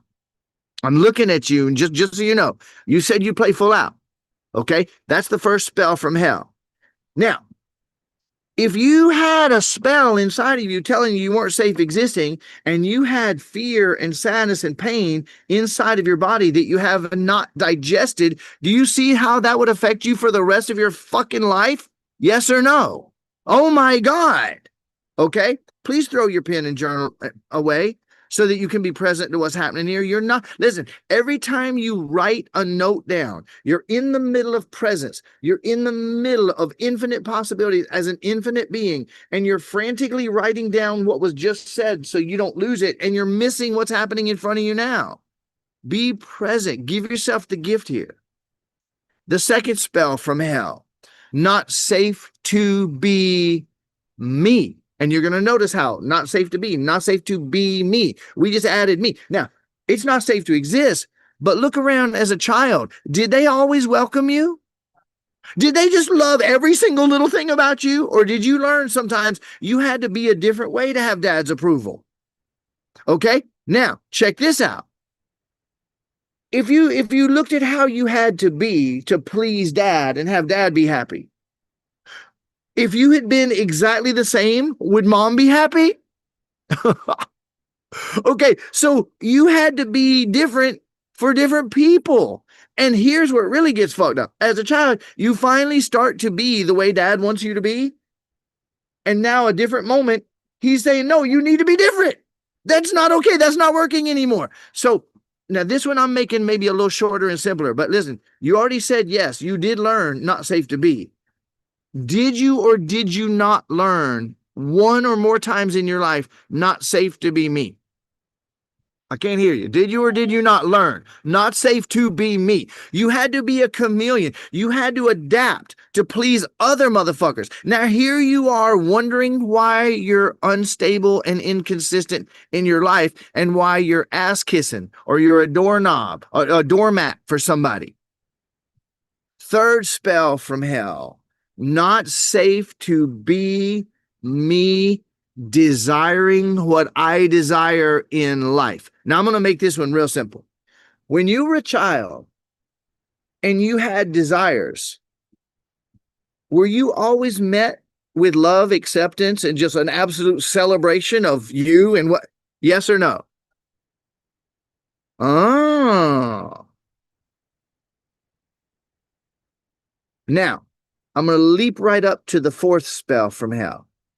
And it's going to start to tie a bunch of things together. When you were a child and you needed or wanted things, and I'm going to start after birth. If you pooped in your little diaper and you had poop on your skin, could you change that diaper yourself? Yes or no? If you needed titty, now some of us, our mamas brought us the wonderful, warm, natural titty. Some of them stuck a damn plastic rubber nipple in our mouth with fake milk. Okay, but either way, when you were hungry, did you just run to the fridge and grab a beer, or did you need to cry and have someone bring you something? Okay, you had to cry and have someone bring you something. I'm going to remind you, you paid $10,000. I'm looking at you. Why don't you let yourself get this playful out? You might get more by giving the full response and letting your body feel it than just listening to me. That's why I'm doing it this way. So in order to get a drop of milk in your hungry belly so you don't die, you had to ask for it. In order to get the poop taken off of your ass, you had to cry and ask for it. As you got a little bit older, you said, I'm hungry, Mom. Daddy, can I have some water? And then it was, my shoes are worn out. Can I have new shoes? And then it was, Billy just got this really cool toy. Can I have one? And my question to you is, every time you went and expressed one of your desires or acted on one of your desires, did all the adults and all the family members and all the neighbors just gather around to celebrate your request? Oh, my precious baby, ask for everything here. Just request anything and everything you want. Or did you get shit like, does it look like we're made of fucking money around here? Look at all we've done for you, you selfish little blah, blah, blah, blah, blah. How dare you ask for more? And don't you see we're struggling? And okay, better to give than receive. So you learned the fourth spell. Not safe to be me, desiring and asking for my needs and desires. Now, you ever notice yourself procrastinating against what you want? Oops, yeah. You ever find yourself wanting to make a big difference but playing small? Oops, yeah. You ever find yourself self-sabotaging on your true desires? Oops, yeah. Do you see a connection between the poll questions and these 5 spells? Yes or no? I'm just checking. Okay, 5th spell. The funnest one of all. Not safe to be, not safe to be me, not safe to be me desiring, not safe to be me asking for and acting on my desires, and oh God, not safe to get my desires. Because that's when they got you. After everything we did for you, that's when they can take it from you. That's when they can tell you how you can use it or not. That's when you can lose it.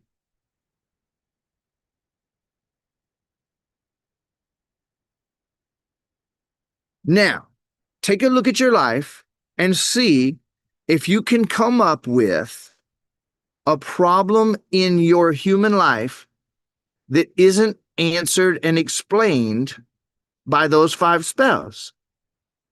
Not safe existing. You're going to have fear inside of your body dictating your choices for the rest of your fucking life until you unmake it. Yes or no? I know this is kind of intense. It's like, yeah, but wait, this actually does answer everything. This actually explains everything. Okay, that's a little bit hard to believe. I think I'll just check out. And isn't this masterclass almost over? Not safe to be. Not safe to be me.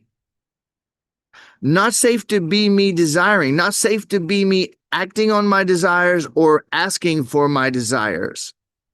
And oh God, let me not get what I want, because that's when they bring the fucking pain. If you do not have those 5 spells active in your body, I cannot recommend highly enough that you just go ahead and click off the masterclass and go do something else. Because why be here? If you don't have those 5 spells, I would just leave right now and go do something else. But I think you know you do. And every one of the inner children in you who's carrying the sadness and the anger and the fear of all those experiences and all the trauma of all the times that you asked for something and you got yelled at, all the times you started to move towards what you desire and you got your fingers chopped off or slapped in the face or ridiculed for being so damn selfish or shamed for wanting something. Imagine that the 5 spells from hell are the reason why you gave me all those answers on that poll. And I kind of challenge you here for a minute. Do you think there's a different reason? When you look at it, it's kind of weird that we could actually explain the actual cause of all human problems in such a simple, I mean, okay, so what? We've been here for an hour and a half. But when's the last time you put 1,000 hours into your self-help journey and you actually came away with an absolute, unmistakable, undeniably clear picture on exactly how you're creating the hell that you've been experiencing? If you were to unmake those 5 spells from hell, what would happen? You would reclaim all of those million power units that are frozen in all those experiences, and all those inner children in you choking down that anger and sadness and fear would be set free, and you'd be creating your life like I am now. Loving my life every second, every minute of every day, expanding into awesomeness more every minute. Now, please remember, I see some tears, and I'm glad to see it. I ain't glad nobody's sad. The thing is, though, when you breathe and you feel the sadness, you're digesting some of that shit, and you're moving into your power, right, Jesse? I saw that. So take a couple deep breaths. Really feel it.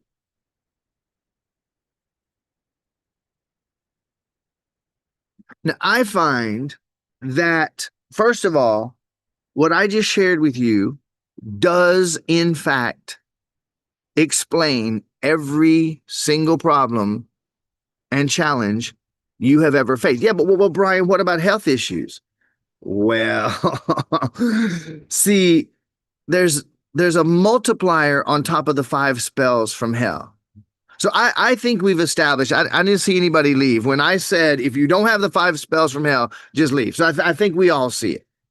But there is a multiplier that makes it 1,000,000 times worse in your life.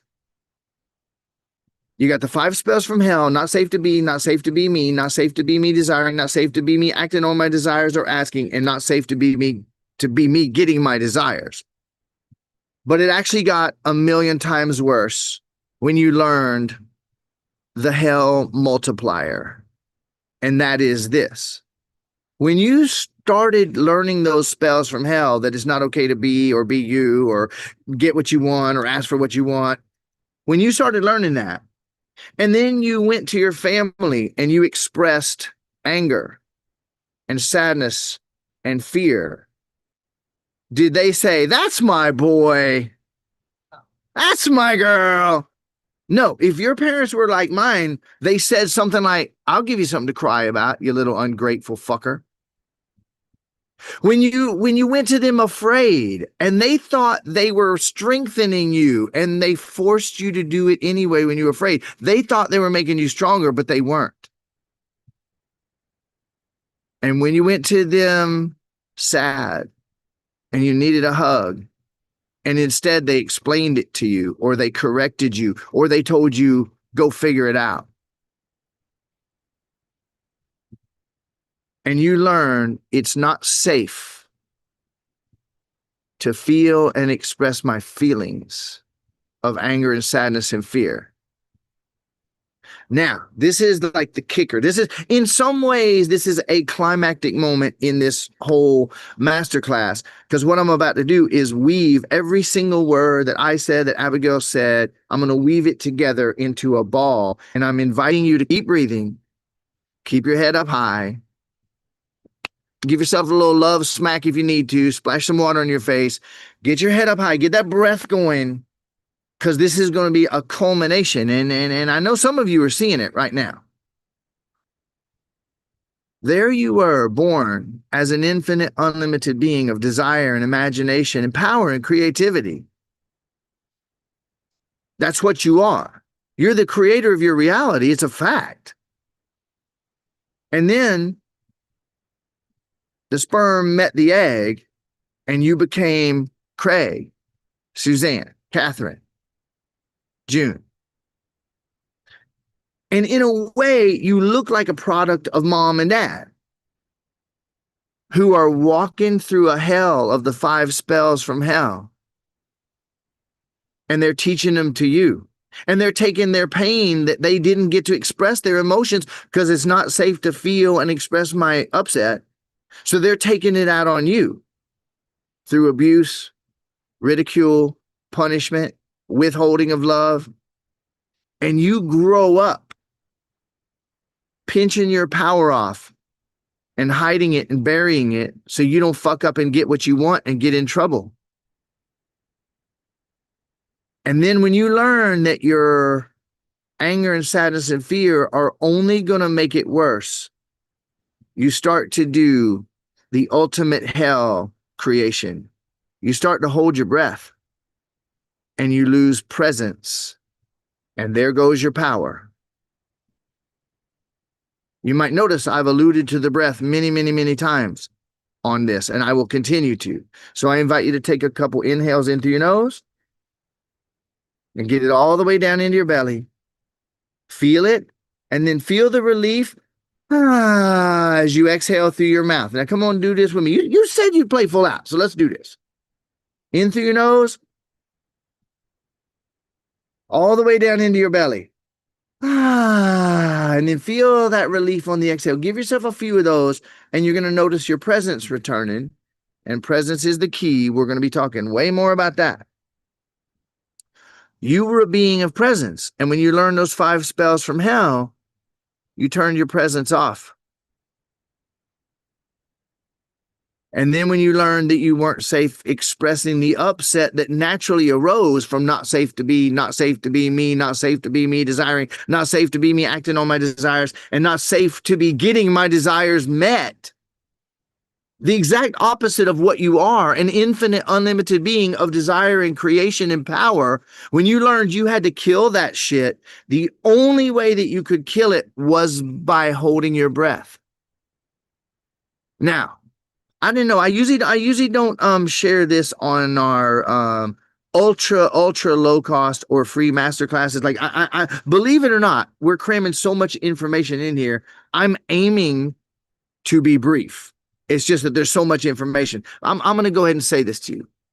One of the most radical things that I've learned investing hundreds of thousands of dollars working on myself, tens of thousands of hours working on myself, having the awakening experience I had in 2011, and now helping and working with over 300,000 people around the world to help people to create the world that they want to live in, which is my mission personally, is create the world I want to live in by helping as many people as I possibly can to wake up and become the powerful creator they are again.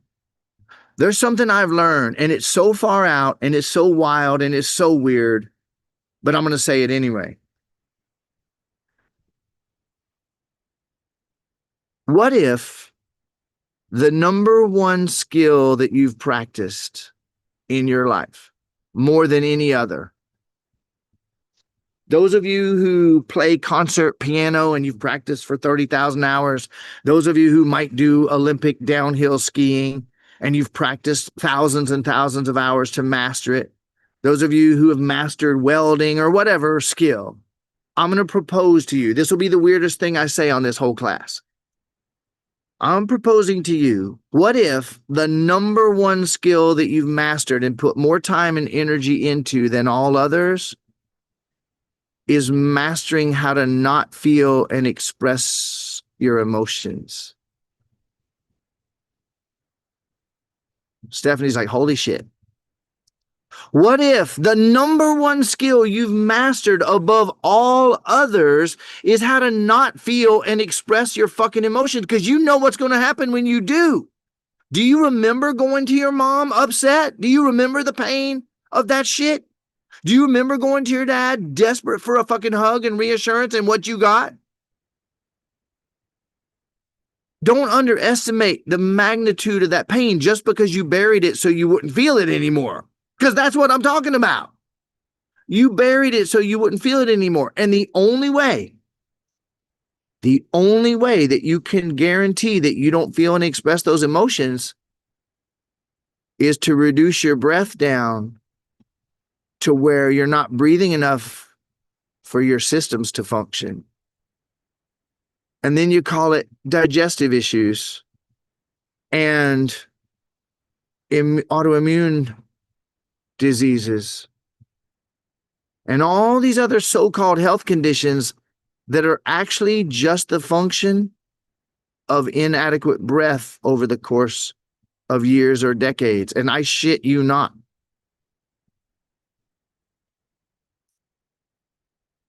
Now I'm just pausing, look at all your beautiful faces, and see who's playing full out like you said you would.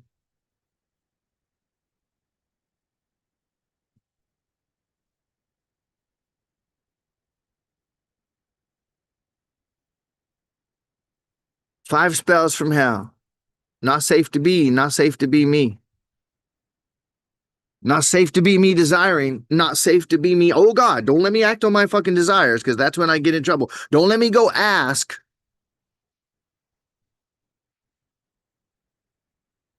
And oh God, let me not get what I want. Now think about the poll questions one more time. Procrastinating, playing small, self-sabotaging, wondering how did I create this shit again? Knowing I'm powerful, but perceiving that I'm powerless. You see why I focused on the poll so much? And then when you learned, oh hell of hells, when I go to them upset, they reject me, punish me, ridicule me, shame me. Fuck it. I'm never going to express my emotions again. What can I do? And you put thousands of hours in your childhood and your adolescence into learning how to choke those emotions down. And all of your power, those million power creation units that got frozen in the anger and sadness and fear in your body, it's not available to you until you once again return to presence. And that returns you to your power. And you once again become the creator of your reality. Pretty cool, eh?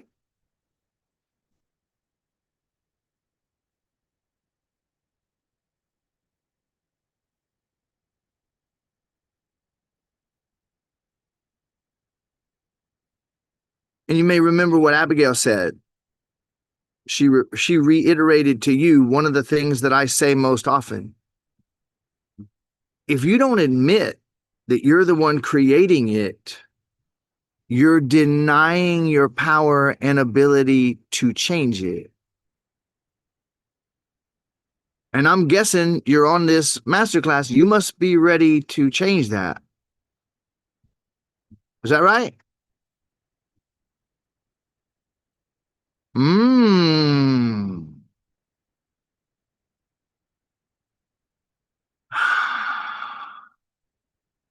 Abigail,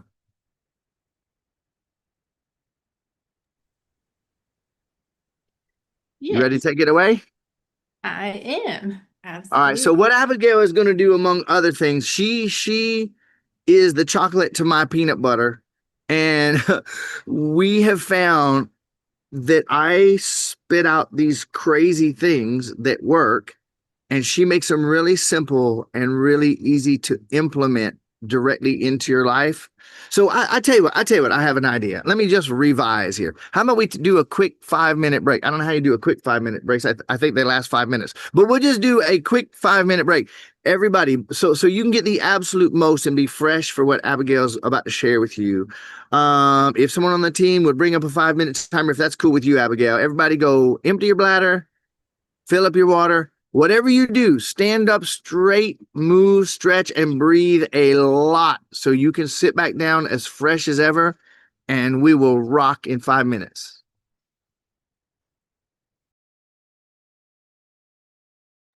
Chat is open. I would love to hear your insights and experiences so far.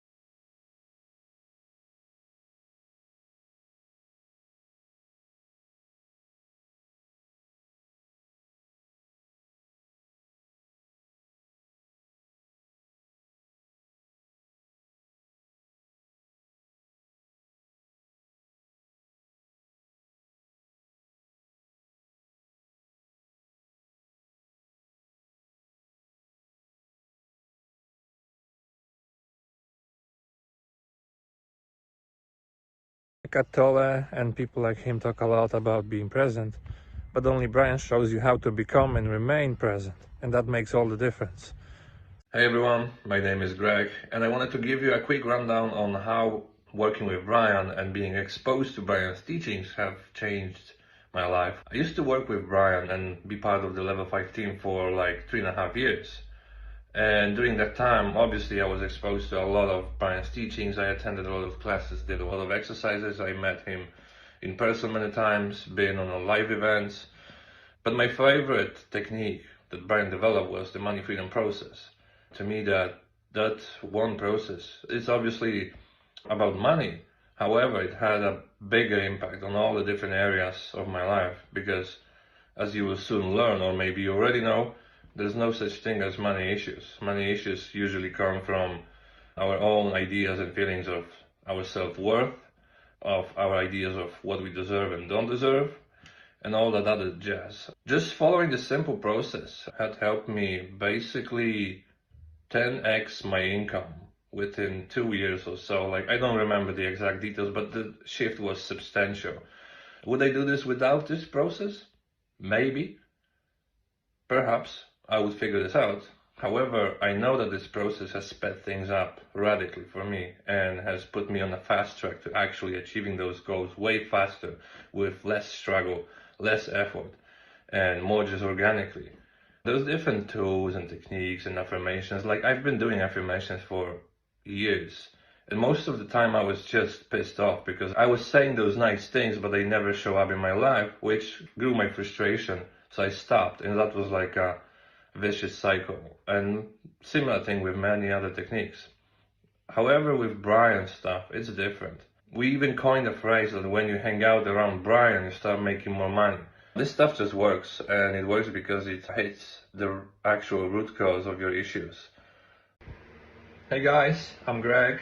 Some of you may know me from different testimonials I left for Level 5 and Brian about my financial breakthroughs. And funny thing is, I was just chatting with Brian, shooting shit with him like always on WhatsApp, and he said he's hosting a new masterclass in just a few hours. You know, and this inspired me to record a quick video to give you an update on how Level 5 is still influencing me and how it's benefiting me in my life. So, you know, it wasn't like a temporary change. It wasn't something that happened once and then nothing. I'm basically a different person to who I was 2 years ago. And again, is it only because of Level 5? For sure it's not. But is Level 5 playing a significant role in me being able to live this life and transform myself? Yes, of course it is. So I can't say, it's not like all the credit goes to Brian, but all the credit goes to him for unlocking this, making the shift, click in my mind, in my whole life to step into a completely new life. And what that new life is? Well, I mean, let me tell you a quick story. A few years ago, I was working just a regular job. I think I was an electrician at the time, or working in a car factory, GM actually.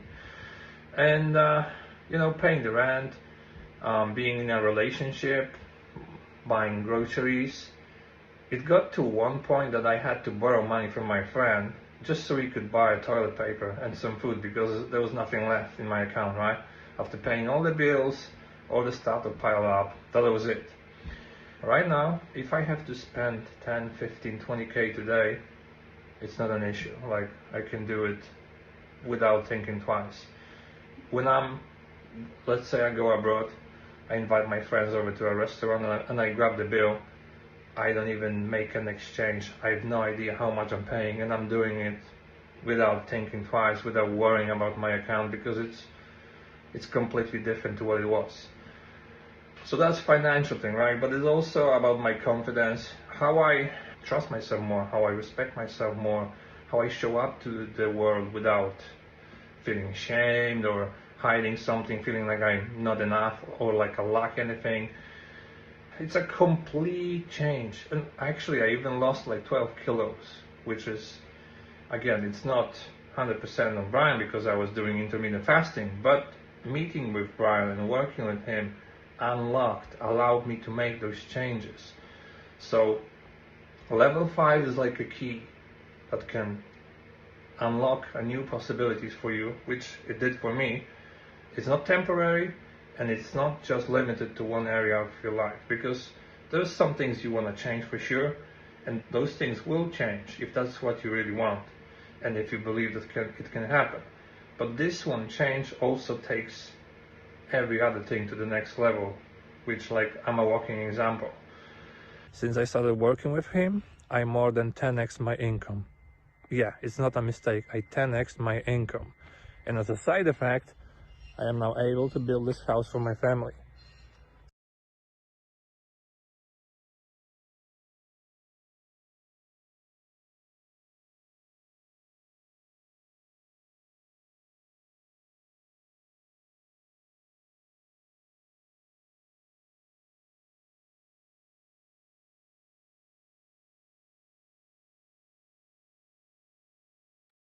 All right, everybody.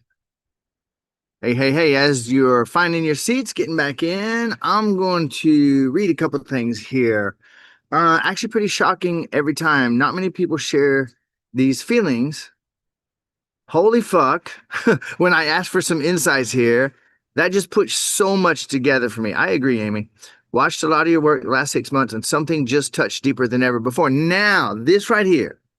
Caroline, I tell you what, let's close the chat again, unless someone on the team already did. All right, I'm gonna close the chat so we don't get any more. Listen, I'm gonna underline a couple things, and then Abigail's gonna come in, and I will be, as Abigail shares, I'm gonna chime in just a bit as she goes. This is gonna be her segment though, and you're gonna absorb a lot from her because she shares from a very different place. As everybody comes back in, let's come back 100% to presence.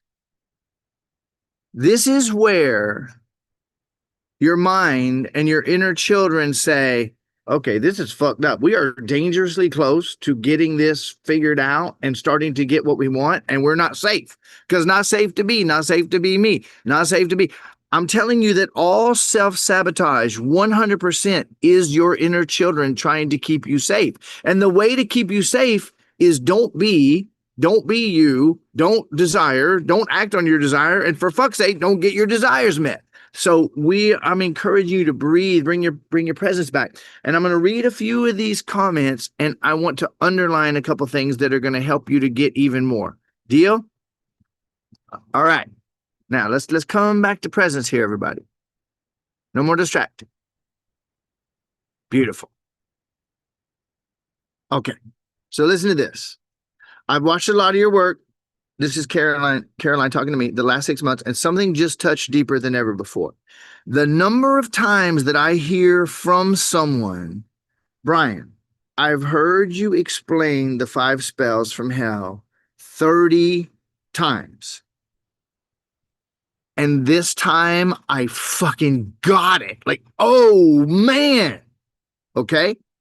What we're doing is we're looking at something that is absolutely taboo. You can't look and discover the truth because you're going to fuck up and get your power back. And if you get your power back, you're going to fuck up and get what you want and get hurt. Those 5 spells from hell ain't messing around. So I'm really glad you said that. Now, June, similarly, this is amazing. I get something new every time that I show up and breathe. PJ, uncovered some terror around really going for it. Do you see why? Y'all, I ain't fucking around with these 5 spells. This is not some theatrical show. You look at it, stare straight into the heart of this. You're an infinite, unlimited being of creation. In your natural state, you are completely centered. You have absolute clarity about everything you could possibly desire. You are absolutely certain in every moment, infinite creator, that you can bring about whatever you desire.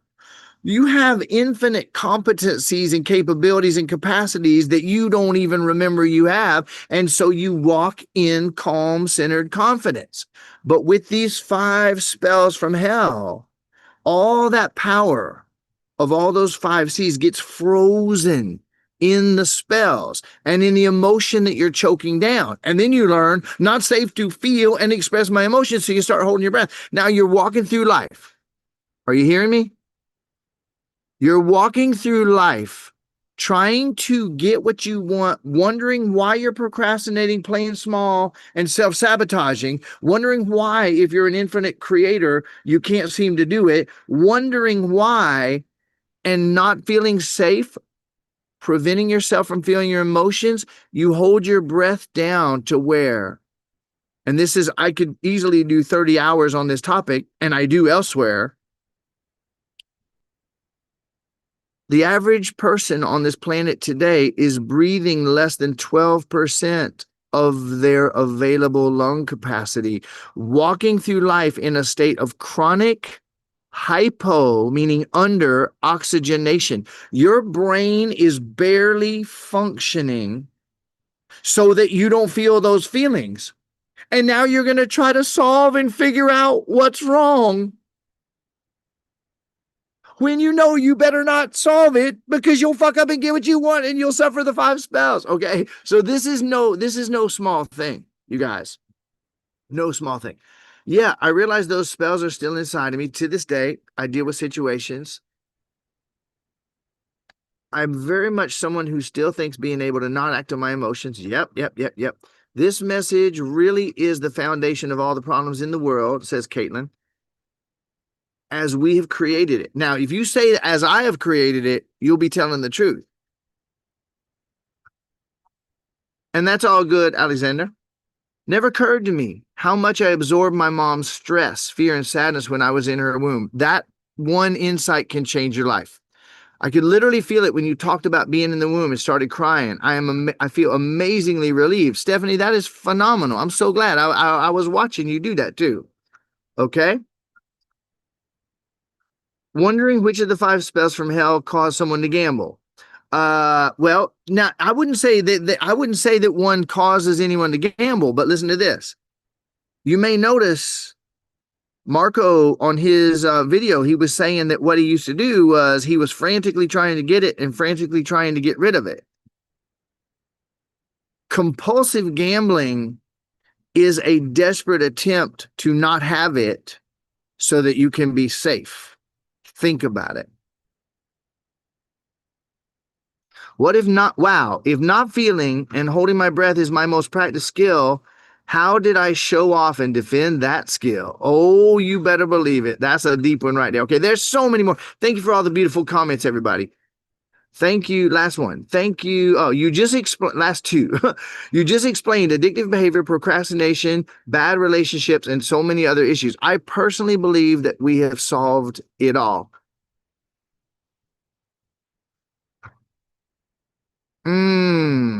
Last one. Thank you, Brian. I appreciate all your teaching to live a life of awesomeness. Awesomenesses. Ever moving to the preferred things I desire to experience next time in my life. I am the creator of my reality. I couldn't agree more, Anthony. Okay, so now, Abigail, take it away. And everybody, couple deep breaths in through the nose, down in your belly. Start to turn all your systems back on so you can receive the blessing and the magic that this goddess is going to be sharing with you. And I'm going to be listening too. Thank you, Brian.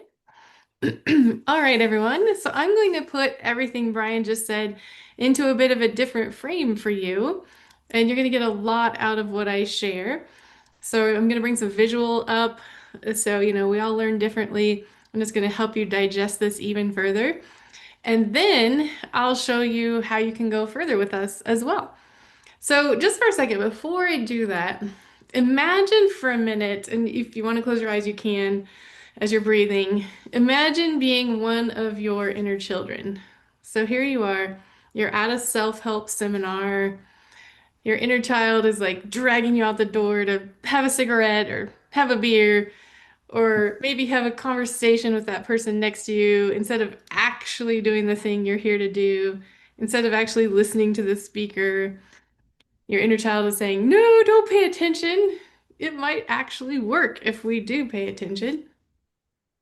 Or maybe let's say you've signed up for that next course and your inner children won't even let you watch the videos. You're sitting in there cleaning your office, doing all the closet organization. I've so been there. Anyone else done that before? Suddenly the whole kitchen needs reorganizing. Yes. Or you sit down at your desk to do something that is going to take you towards what you prefer, maybe in your business or something. And all of a sudden, all these tech issues are coming up left and right. So you can't focus. You can't do the thing you plan to do. You spend the whole day solving the tech thing instead. Or you go to do something like create that new business or do that thing you desire, and suddenly one of your kids breaks their arm, or there's a family emergency, or the dog throws up and needs vet attention. How many of you have been there? Yeah, right? So many times. So the question then is, how long do you want that to continue? To have these little inner children coming up and sabotaging whatever it is you desire. Anyone want to keep doing that forever? 'Cause I sure don't. All right, so there's something going on here with all these various techniques and processes that many of us have been doing. I talked at the beginning about all the ones that I've done in my 27 years of doing this work, or however long it's been now. So all of them have something in common, and that's where I'm going to bring up my slides and we're going to dig in. All right, so all of these techniques are, at best, missing one key factor. And at worst, they're all forcing your inner children to dig their heels in and prevent your progress even more. So, what apparently nobody in the self-help industry realizes is that most of what's out there is designed to work around or compensate for the actual problem without actually addressing it. So I'm going to take you through how this works in all these different various techniques that many of us have done. So let's start with affirmations. So how many of you have done these? You stand in front of the mirror and you're saying, I'm wealthy, I'm successful, I'm worthy. Oh my gosh, I did so many of those. Ugh, least favorite thing ever. And your inner children, the aspects of you frozen in those traumatic moments as a kid, completely disagree.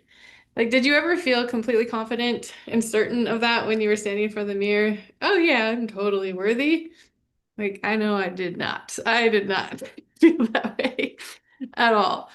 Your inner children go, no, no, no, no, we're not. We're gonna get killed if we get what we want. So these affirmations are complete lies. We cannot believe this kind of stuff. So most affirmations put you in direct opposition of your inner children. And guess who wins every time? If you're in opposition with your inner children, I think they're probably going to win. Did anyone ever do affirmations and then feel really horrible, like lots of emotion coming up later in the day? That was like every time for me. And I was like, what the heck is this? I don't understand. So weird. Now it makes a lot more sense. All right, so let's talk about goal setting. So it seems Ugh. logical and clear. Yeah, Brian's favorite one, goals. Ugh.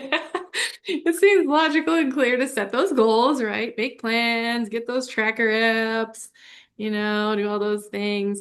Except who is setting those goals? Are they coming from the centered you? Probably not the infinite unlimited you who doesn't need goals at all. It's those afraid, limited, traumatized little ones inside of you.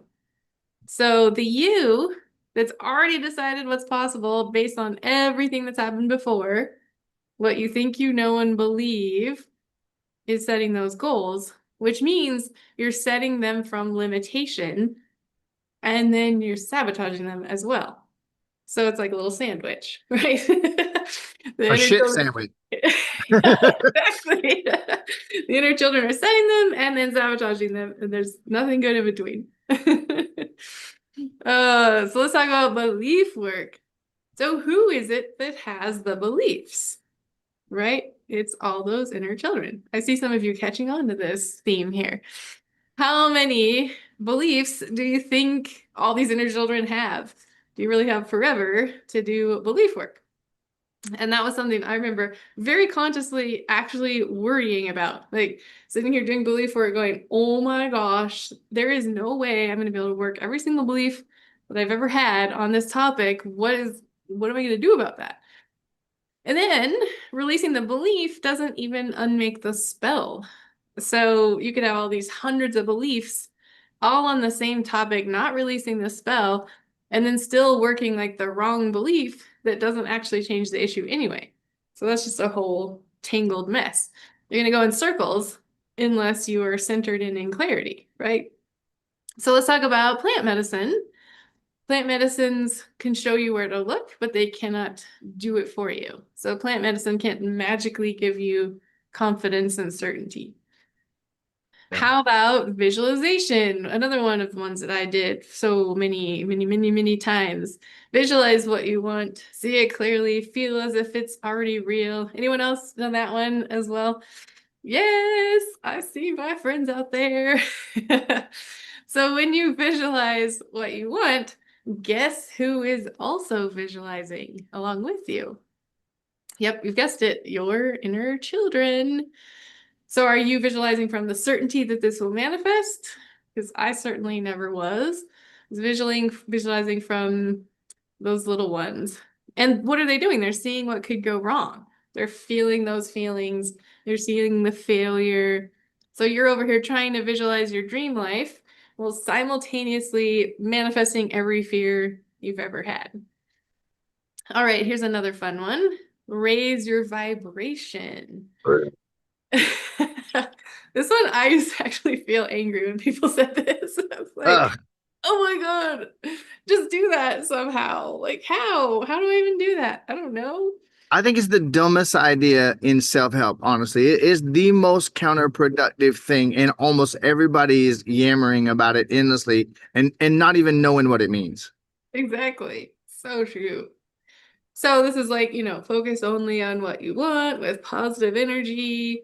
Don't focus on the negative. Do things like meditate. Meanwhile, your inner children believe that getting what you desire equals punishment, death, and they have all those emotions inside. And those are the emotions you've not digested that are running the show as spells.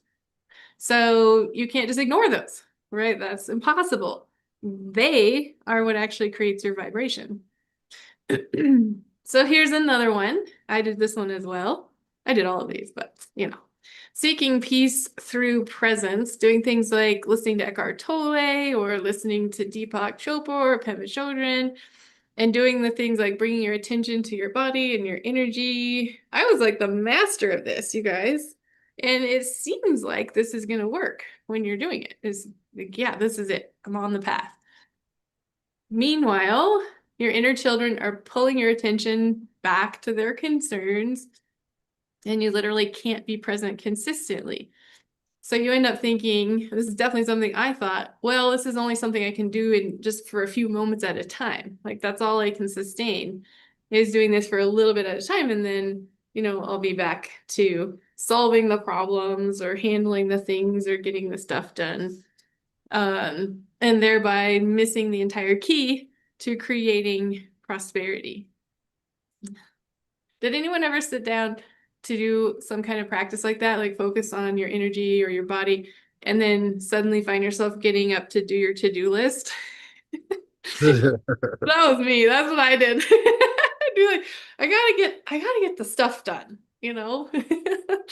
That's what's gonna need to happen right now. I would do worse, Abigail. I would do worse. I would sit down to get present, and then I would remember my to-do list, and I would go start to do it. But then I would remember that if I do it, I'd fuck up and get what I want. So instead, I would rearrange my desk again. I love it. Ugh.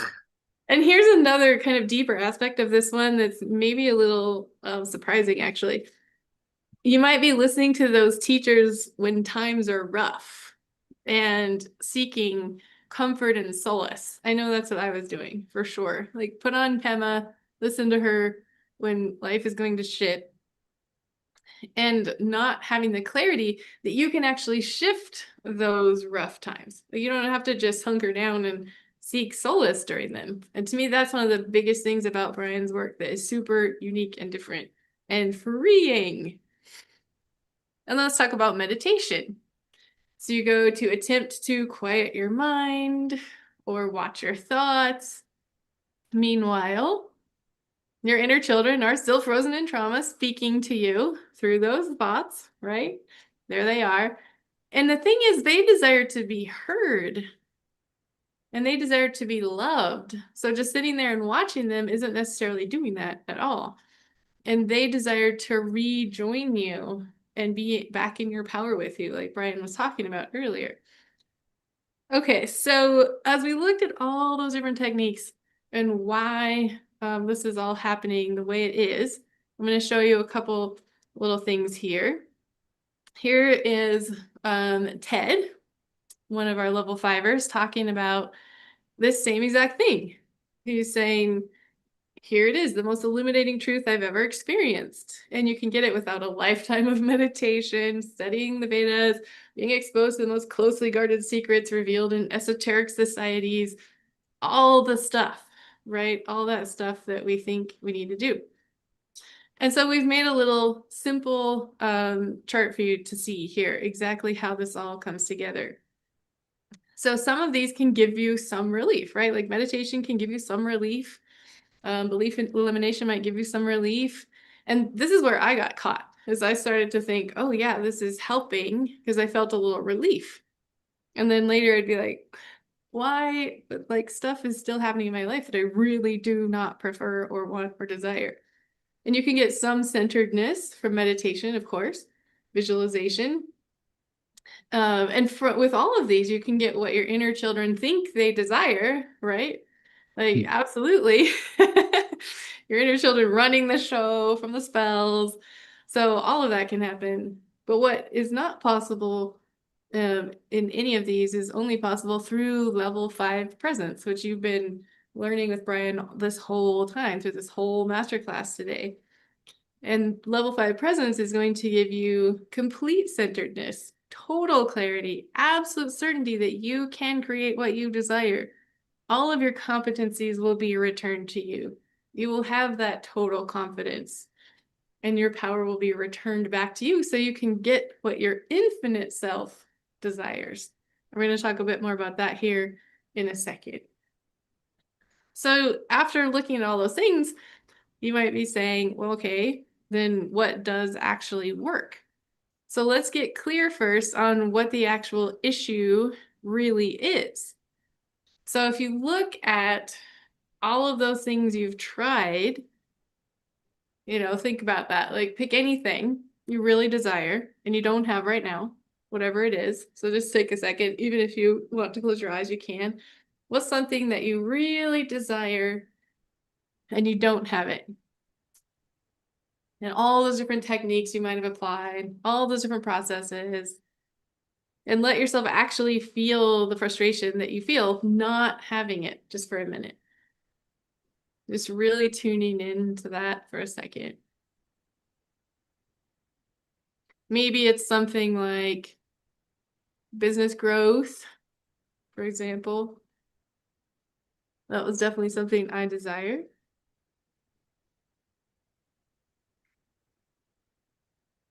And as you're doing that, you might start to notice a little bit more of what that actual issue really is. So remember those 5 spells from hell. You desire it and you do not desire it at the same time.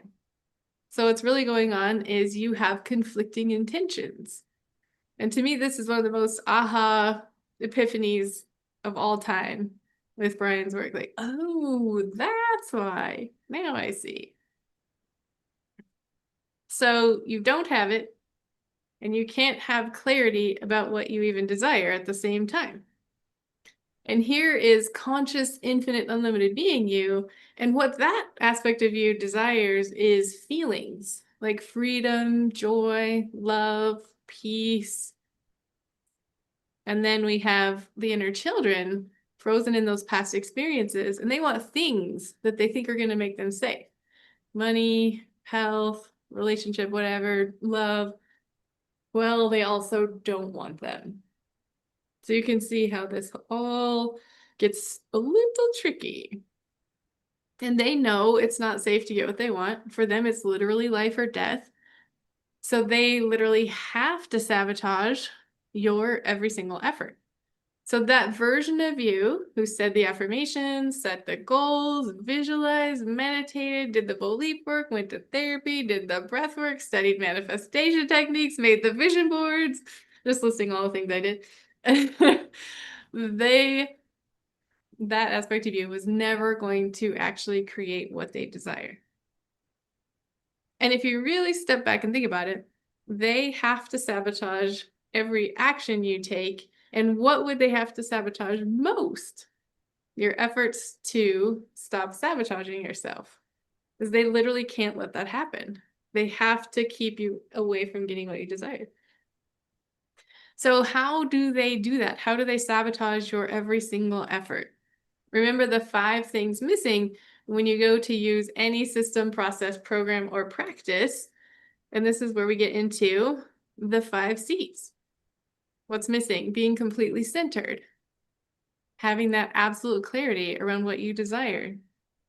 Having that absolute certainty that you can create what you desire.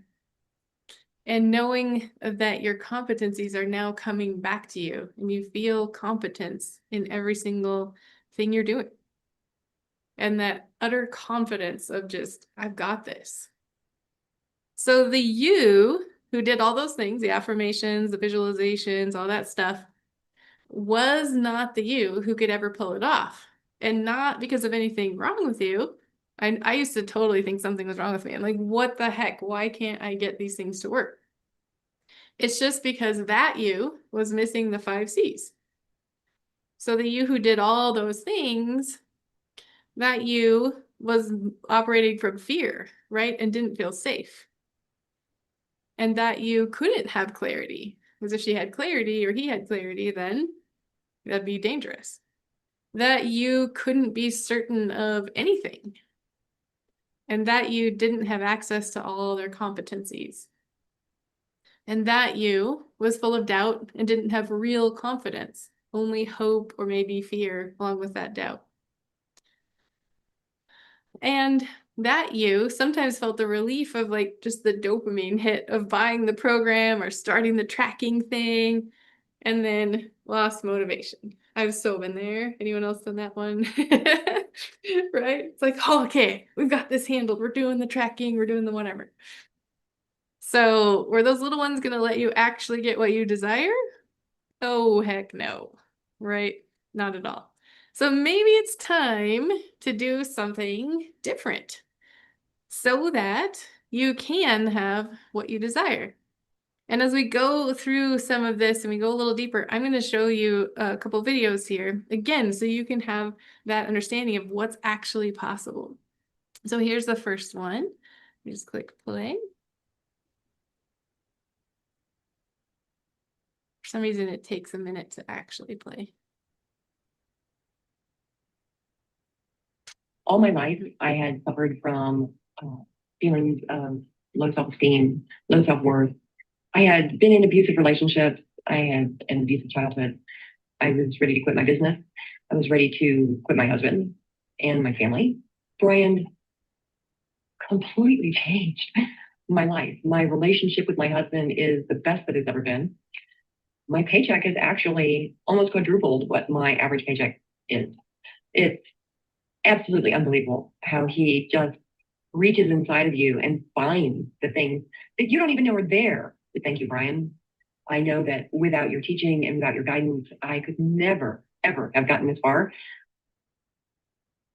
Awesome. And then here's this one.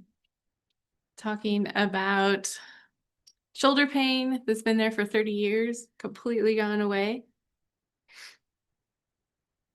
And another one, neuropathy pain that went away. So we're talking also about so that you can have your power and your confidence back as well. So I wanted to share this video about that for you here.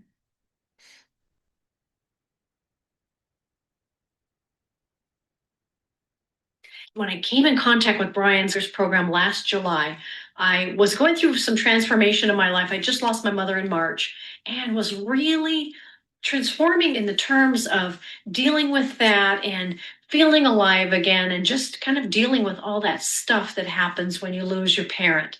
And as I became involved with Brian, I was doing all the things that I needed to do in my business. I'd been a student of personal development for years. So I was familiar with audios and reading books and the mental mindset and all that stuff. And I was doing all that stuff.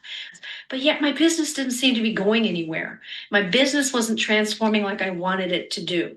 And as I started to get involved with the program with Brian, Brian had this ability to just uncover some things that I couldn't even identify. I could not even have told you what was going on under the surface. But Brian has this uncanny ability to be able to see inside and to pull that information out. And he helps you to recognize it. He helped me to clear it. He helped me to break the spell that had on my life.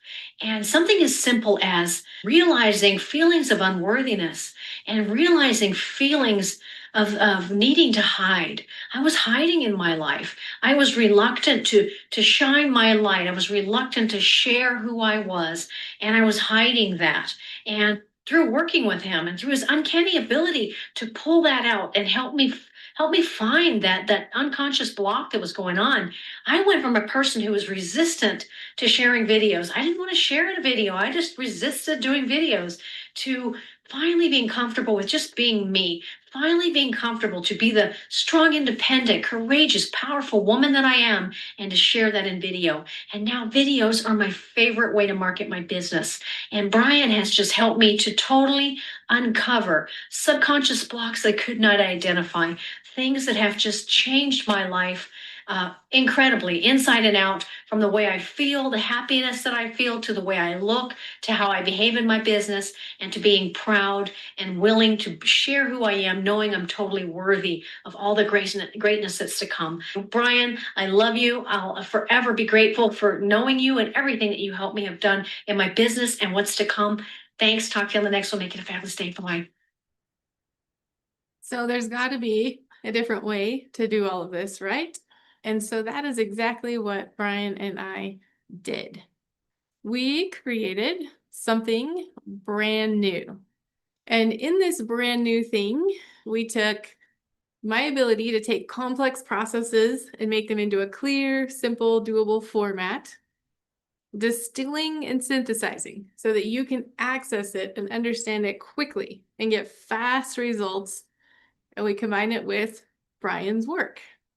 And I've been organizing Brian's material into systematic steps, taking his spell breaks and rants and turning them into written templates and organizing it into a way that anyone can just pick it up and use instantly. And that's what I'm going to give you guys today for hanging out and being with us, is one of those play sheets that does that for you. And in this, so awesome. And in this creating something new, we're turning all of this into something you can do on your own every day without Brian even there. And we've made it foolproof. We are helping you not sabotage, and we're helping you to feel safe using this process and having it actually work. Because as you can imagine, we understand. We've just talked about this for quite some time today. So we know the first thing you might want to do in your inner child life is sabotage. So I'm going to take a second just to tell you a little bit about my own experience, again, so you can believe and see what is truly possible here. So for me, when I started out I was looking for a miracle, actually, consciously thinking that to myself. I really could use a miracle right about now, because every aspect of my life was just in a shambles. And like the woman you just saw, my mom had actually recently left her body as well. So I was feeling emotions, I was handling all sorts of issues. And one of those was money. And I would say my entire life, I struggled with money, even as a kid, like feeling kind of like Marco talked about, used to feel some shame about it, felt like I was bad with money, like I did money wrong. And somehow in my business, money would flow in and then I would get rid of it, or I would create a stack of debt. And it was always like that. So it was like, I would have like a really low month, or then maybe a really high month, and then suddenly absolutely find a way to sabotage that. So it was not flowing in the way that I desired. I see some of you nodding along, having had a similar experience, it looks like. So when I found Brian's work, that was the first thing I wanted to work on was money. And I went to an event and put out some money for that and felt fear around it. And then I actually 3 timed my investment of that event in just a few days after going to it. And for me, this was the first time that's ever happened. Usually I would go to a seminar or an event or whatever, and that money is just like, bye-bye, gone. Never coming back. Right. So this was like, wait a minute, something new is happening here. I'm really excited. And then another thing happened that really solidified for me how this was flowing in the direction I desired. My daughter, who was 13, was asking for some gymnastics equipment. And at the time, I was still working through money stuff, and I didn't really have a whole lot of extra sitting around. And I asked her, well, how much would we be talking about here? She said $800. And I was like, okay, I know what I'm doing now. I'm breathing. I'm doing this. Okay, let's do this. And the very next morning, I opened up my Amazon account to purchase a household thing. And sitting in the account was a gift card for $795. And I had not gotten any gifts from anyone. I had not done any returns. I still have no idea where that came from other than me. I created it for myself. And so that was pretty solid, clear evidence to me that I was shifting how I function with money. And then after that, not too long after that, actually, I ended up creating my dream job here at level 5. So money has completely changed in my life, and I feel super confident and I feel very relaxed, and I don't have that money anxiety anymore. And now let's talk about health for a second. I told you at the beginning I was struggling with chronic pain, and that was really since age 3. I had very few little breaks in that pain my whole life, specifically pelvic pain. And so I found after my daughter was born, that pain expanded into more and more pain. I couldn't really sit down comfortably without pain around the pelvic bone, pelvic bones, the tailbone, all of that pelvic area. So sitting was super painful, and I wasn't able to travel anymore, which is something I really love doing. I wasn't able to take walks, which was something else I really loved doing, or go swimming or do yoga, any of that stuff. It felt like I lost my physical capacity at what seemed to me like a super young age to be having that experience. So I was really, really actually kind of freaking out about that, to be honest. And I had lost hope that anything could ever change. And I went ahead and dove in and started doing Brian's work. And within a very few short number of weeks, I had 0 pelvic pain, literally none. So I went from all that stuff I couldn't do to being able to walk 4 miles a day, to take multiple trips to Hawaii to do fun, cool work with Brian. I even took my daughter to London and like had no fear about sitting. There was no pain. It's like I'm a completely different body now. It was so amazing. And then I'll also tell you a little bit about relationships. So one of the most intense struggles in my life was a relationship with my ex-husband, as we share a child and we're co-parenting, and we were on very different pages usually. And so we would have conflict, and there would be things where I felt concerned about my child and really wanted to be able to communicate with him, and that was not happening. And then just a few months into doing this work, we started having literally a better relationship than we had when we were married, and co-parenting harmony. Like we can just talk about anything now. Super easy, super relaxed. I literally never could have dreamed this was possible. Like the amount of therapy I did around this, you guys, was extensive. And then here in just a few months, bam, complete change. And the other relationship I had struggled with was with my dad, who we went through kind of a 2-year period of where he didn't really want to talk to me. He was super angry about some things, and I didn't know what to do about that. And then we hadn't really repaired that, even though we were sort of talking again. And shortly after doing Brian's work, he started reaching out, connecting, coming down to visit me, being super loving, apologizing for some things, and just wanting really clear, true communication with me. And I was just like so delighted to have that dad that I love back in my life in the way that I really desired, and as a grandpa too. So those are some of the things, and I could honestly, I could sit here and tell you things for like 9 hours of how my life has changed from implementing all this work. Of course, I'm not going to do that today. However, I wanted you to see some of them so that you could really see what's possible. And now I really do feel centered every single day. I do feel absolutely clear around what I desire. I have 100% certainty that I can create what I desire in my life consistently, reliably. And I feel like so many competencies have returned and are still returning to me every single day. And so that allows me to feel extremely confident. And that's something that also I struggled with my entire life, was not feeling confident. And now I feel like I have my power back.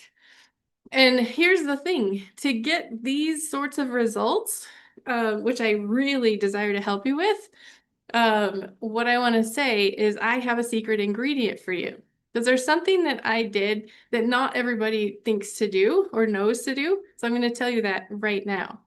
And this is essentially implementing a skill and understanding that this is a skill that you're learning here.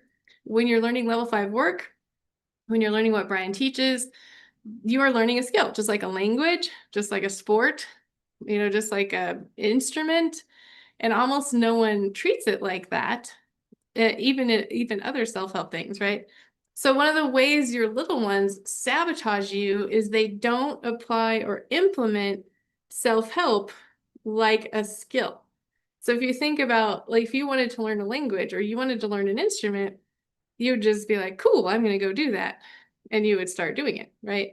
However, the little ones pop in when it comes to self-help and they're like, nah, we're not gonna actually sit here and really do this.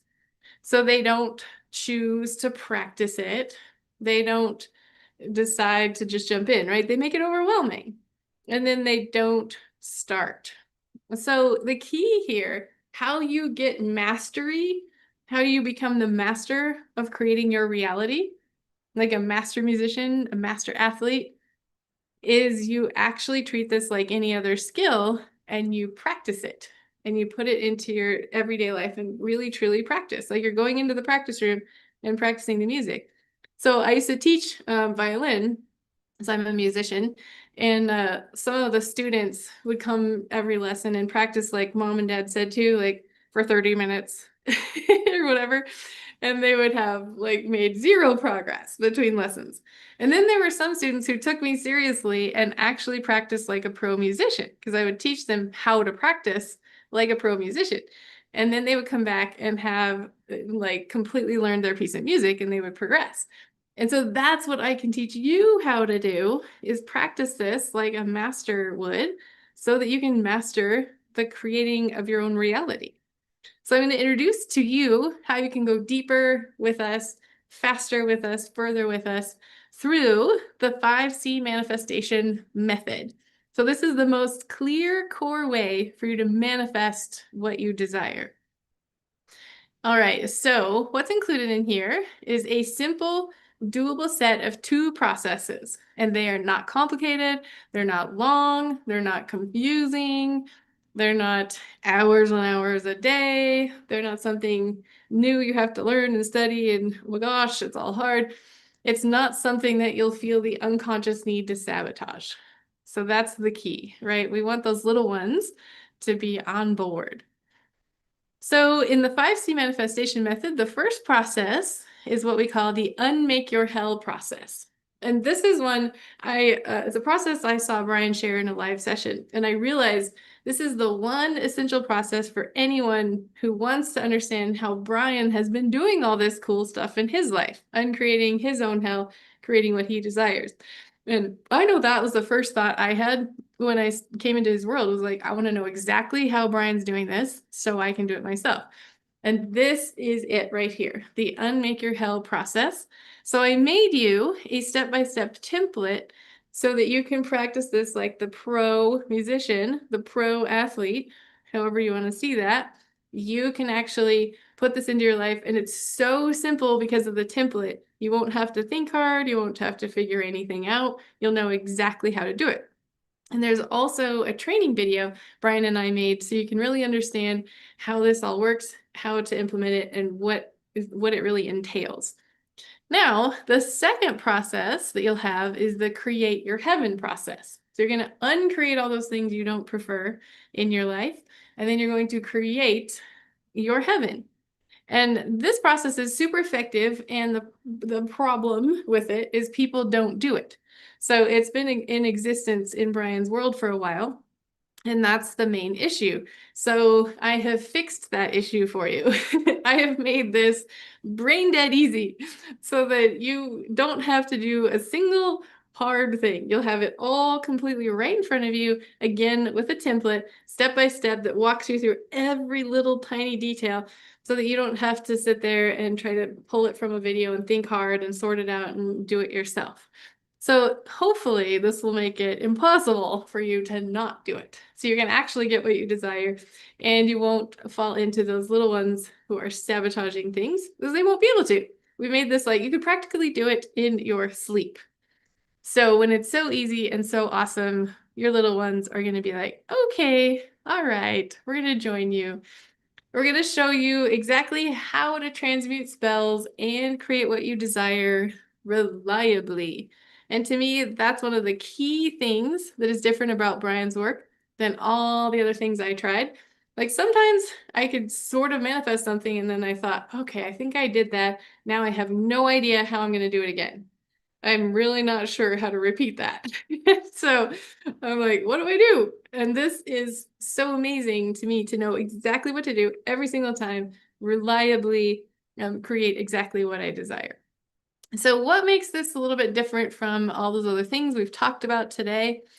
We have designed this with your inner children's desire to self-sabotage in mind. We've been making sure of that. So we know your inner children are going to resist. That's absolutely understandable. And we've designed this for the you that will attempt to sabotage you. So that way they won't be sabotaging you. And we've designed this so that your inner children will feel safe actually joining you in this process so that you can reliably create what you desire consistently. So we've designed this so your inner children will be safe and so that it's unsabotageable. That's the key. So this is the most distilled, simple, and effective version of Brian's work. The clearest, easiest way to unmake the hell you've been in and create your heaven. And Brian's been a very prolific creator. And so sometimes that can be like, whoa, where do I start? I've got a lot of things, or I've seen him in a lot of different classes or whatever. So this is going to be the path. This is the path you follow. Boom, done, super simple. So you're going to find out exactly how Brian did all of this for himself. It's going to be short. And you're going to have all these templates for each process so that you don't even have to think about how to do them. I've done all the thinking for you. It's easy. So this could be like 30 years of working on an issue could be solved in a single day with a single template. So you can be done with that, whatever that issue is. And I've also included a 30-day guidance for you for daily, weekly, and monthly results. So this is where I show you how to practice like a master musician or athlete. Because practicing is one thing. Practicing like a master musician or an athlete is a totally different thing. And that's where you're going to see results quickly, fast, speedy. This is the key. And so that you can get those repeatable, reliable results every single month, expansion into more results. And this is the exact way to use the processes each and every month, just like I did it, so that you know exactly how to do it. So in the 5C manifestation method, here's what you're getting. The unmake your hell process, the create your heaven process, the 5C training videos for both of them. So you have all of that together. And any of these processes alone, the value would be just almost inestimable really, because this is liberation from hell and getting to live the exact life you desire. So whatever price you would put on that. So we're creating right now the 5C manifestation bundle for you.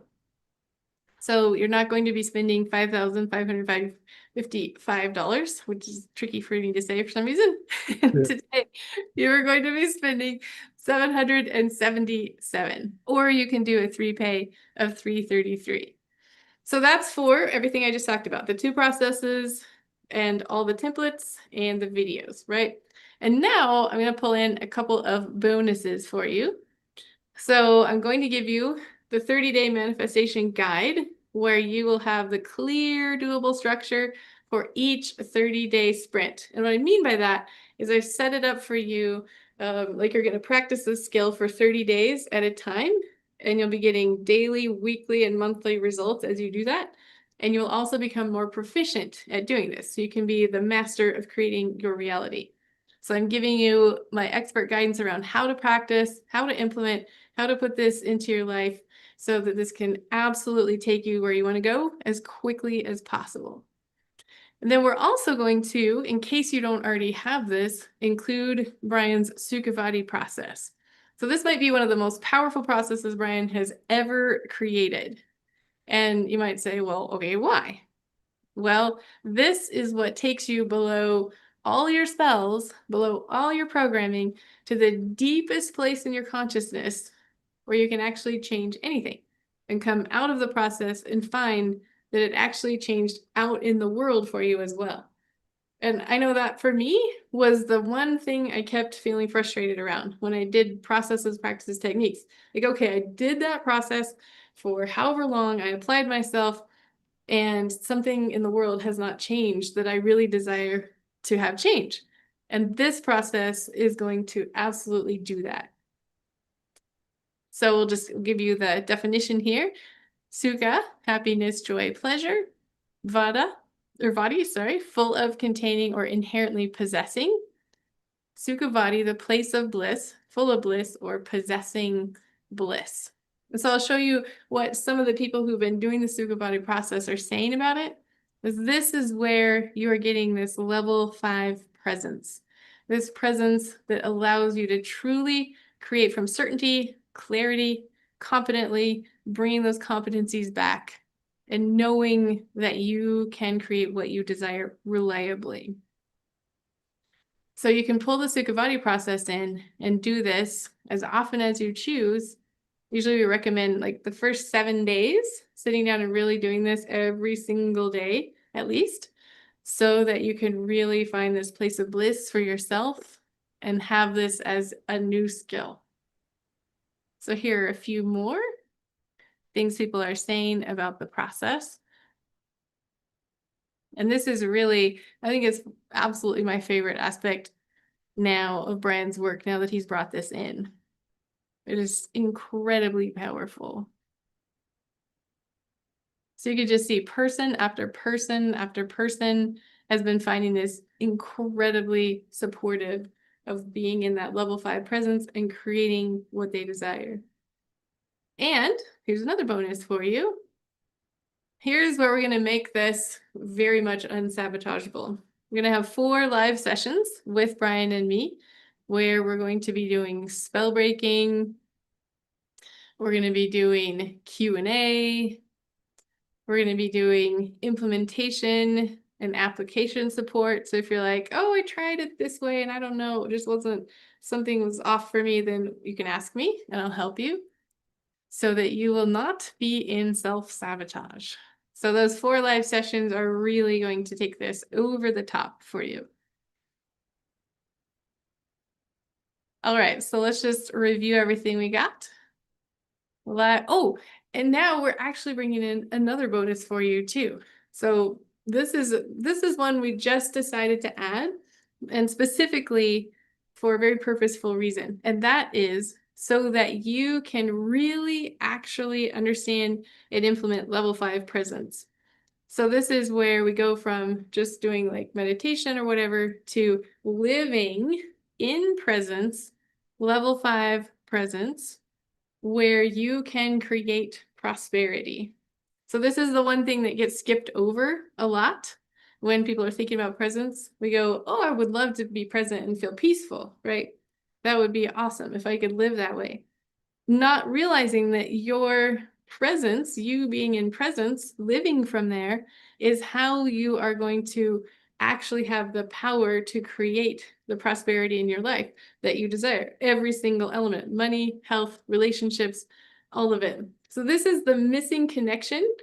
For me, when I understood that, I was like, oh, and now my little ones are not sabotaging me around presents anymore either. Because it's like, there's a reason for this presents thing. So we'll do a live session with Brian where you can really learn how to access that presence, how to return your little ones to your power and regain those competencies, and how to have true peace all day, every day. So that's our final bonus is going to be included with this. And lastly, when you learn how to live in level 5 presence, like I said, you're going to learn how to use presence to create prosperity, because when you're present, that is what's possible now. It's finally actually possible. Okay, so let's look at everything all together. This little review. So the 5C manifestation method, the 30-day manifestation guide, the Sukhavati process, the 4 live sessions with us, and the level 5 presence bonus. And like I said, today that's going to be 777 or 3 pay of 333. And I know the team's been dropping that in the chat for you if you want to go ahead and jump in and join us. And then what we'll do now is we'll go to a Q&A where you can ask us about this entire bundle. You can ask Brian questions about what he's been sharing today, and we'll just make sure that you get all those questions answered. So if you want to go ahead and start dropping those in the chat, we'll make sure that chat's open, and then you can ask questions and we will answer. I'll go ahead and drop the screen share here. Okay, I see one from Deborah right away. Year-long program. No, so this is it's a do-it-yourself program with supportive sessions. So this will be something that you keep forever. It's yours. You can go back and use it anytime, and you will have the 2 processes, the supporting videos, the 30-day guide, all of that. That's there for you all the time. And then we're going to have 4 live sessions in January to really support you in this. So that's going to be Q&A, Spellbreaking, all of that, along with the extra live session from Brian around level 5 presence. So you can certainly use this for a year. You can use it forever. You can use it for the rest of your life. But it's not like a year-long program situation. All right. Let's see. Andres asked, are we getting the quantum questions? So that was a bonus that was available before that is no longer part of the package. Now you're getting the level 5 presence bonus. Let's see, Deborah, will the program be offered in February? No, right. This is a January program. All right. Wendy, yay! She jumped in and she's already doing it. I love it. You guys check out what Wendy just said. Oh my gosh. That's cool. All right, let's see. The chat, there's a lot of questions coming so fast that I'm missing them. Let me go back up here. The money freedom process. If I don't have enough to purchase now, how much would it be later? Are you talking about the money freedom process itself? So you can purchase that on its own. So just email support@level5mentoring.com if you just are looking for that. You can actually, when you go to checkout, you can add the money freedom process to this purchase if you want as well, because I know many people really love that process. So it's available. Lindsay, yes, if you purchased the 5C manifestation method program with us prior to today, you will also receive the presence session. Yes, you will be getting that bonus. Just to be clear on that. And Robert said, will the live sessions be recorded? Absolutely, definitely. And that's one of the cool things about Brian's work, you guys, is if you watch a replay of a spell break, it is the same as being there live. So I can't think of a single coaching tool or program I could say that truthfully about other than Brian's. So that's really, really awesome that you can sit with a replay and absolutely get the same spell break. So totally cool if you can't make the live sessions, not to worry. Let's see. Hiding. Yep, Muriel talking about hiding. Totally. So the link, everyone's been dropping that for you guys, so you should see it. Yep, there you go. There's another link for you. Marilyn, you will still get everything from last week, and you will also get the new level 5 presence bonus as well. Not to worry. Like 7 people basically asked that same question. Wait a minute. Y'all know. You've been with us a minute. You know we over deliver. Come on. I know. It's funny. Oh. Okay, Heather, this might be a Brian one here. Forgive the skepticism laden question. No, I get it totally. Can you break this down for me like I'm 4? I'm sure we can. By going through this and experiencing spellbreaking, all of the other tools we are taught, sold in manifestation will become unnecessary or obsolete. I'll answer that to some degree, and I'll have Brian answer it too, because I think this is a really, really valuable. Great question.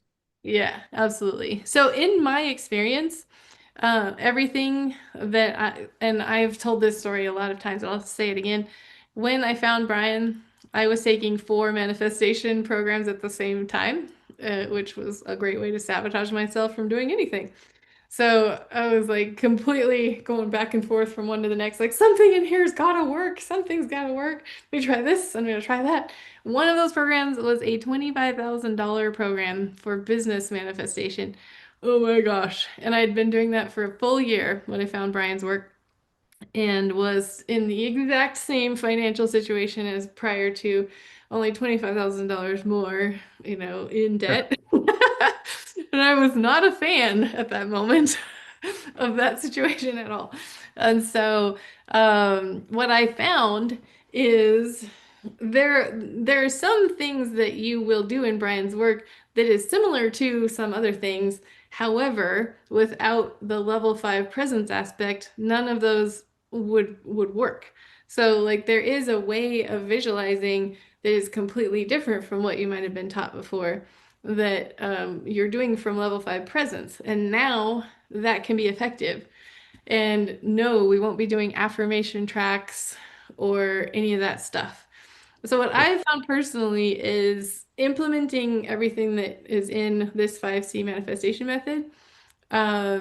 First of all, is very simple, and I don't do anything I used to do anymore at all. And this is very simple, short amount of time each day, and I'm living in presence throughout the day, so I can just create all the time. Like I don't have to sit around and do stuff in order to create. I'm just living it and creating it as I desire.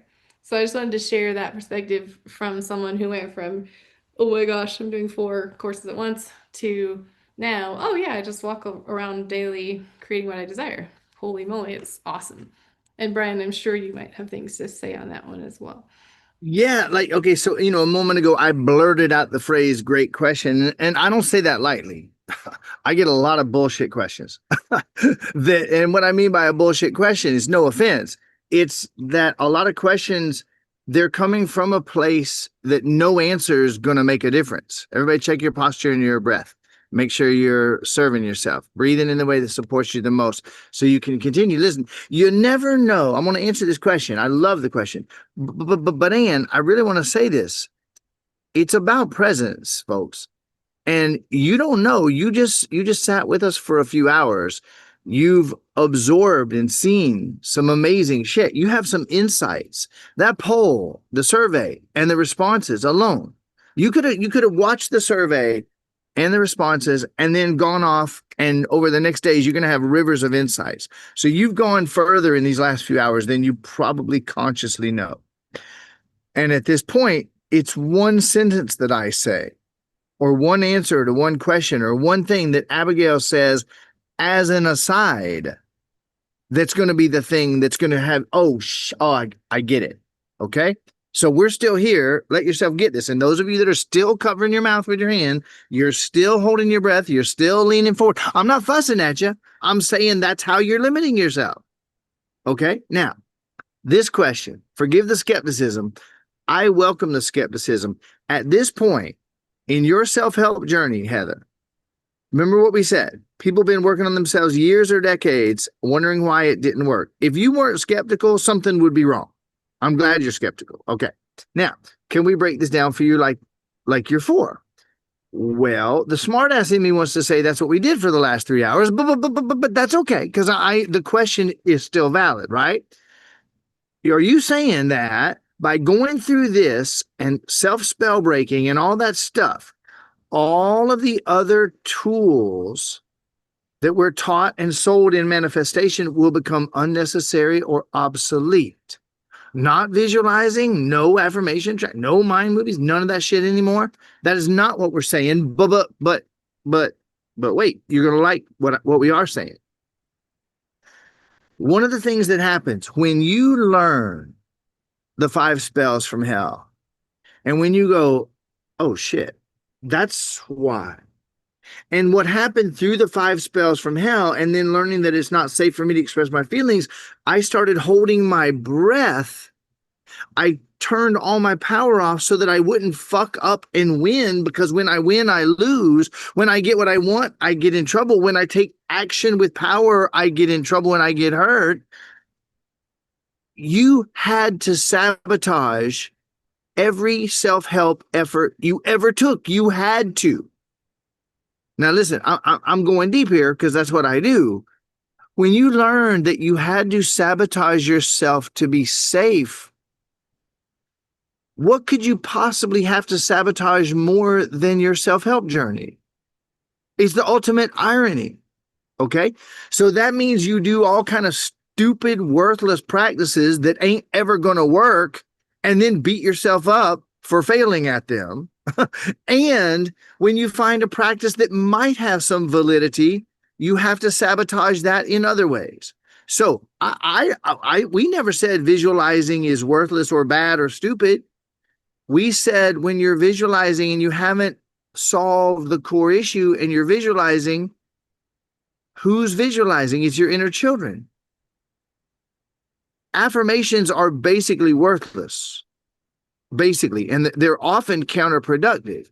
Mind movies. I mean, I know I did mind movies many, many years ago, and I would attribute 1 or 2 or 3% of my progress in my self-help journey. I would attribute them to the mind movies that I created and the vision boards that I did. But I was sabotaging my shit the whole time as well. What we're really saying is that when you shift the core issue, all of the self-help you ever did gets activated and suddenly is worth something. Think about that. All the self-help work you've ever done, when you wake up and you shift at the core, all the inner work that you did that had any validity suddenly works.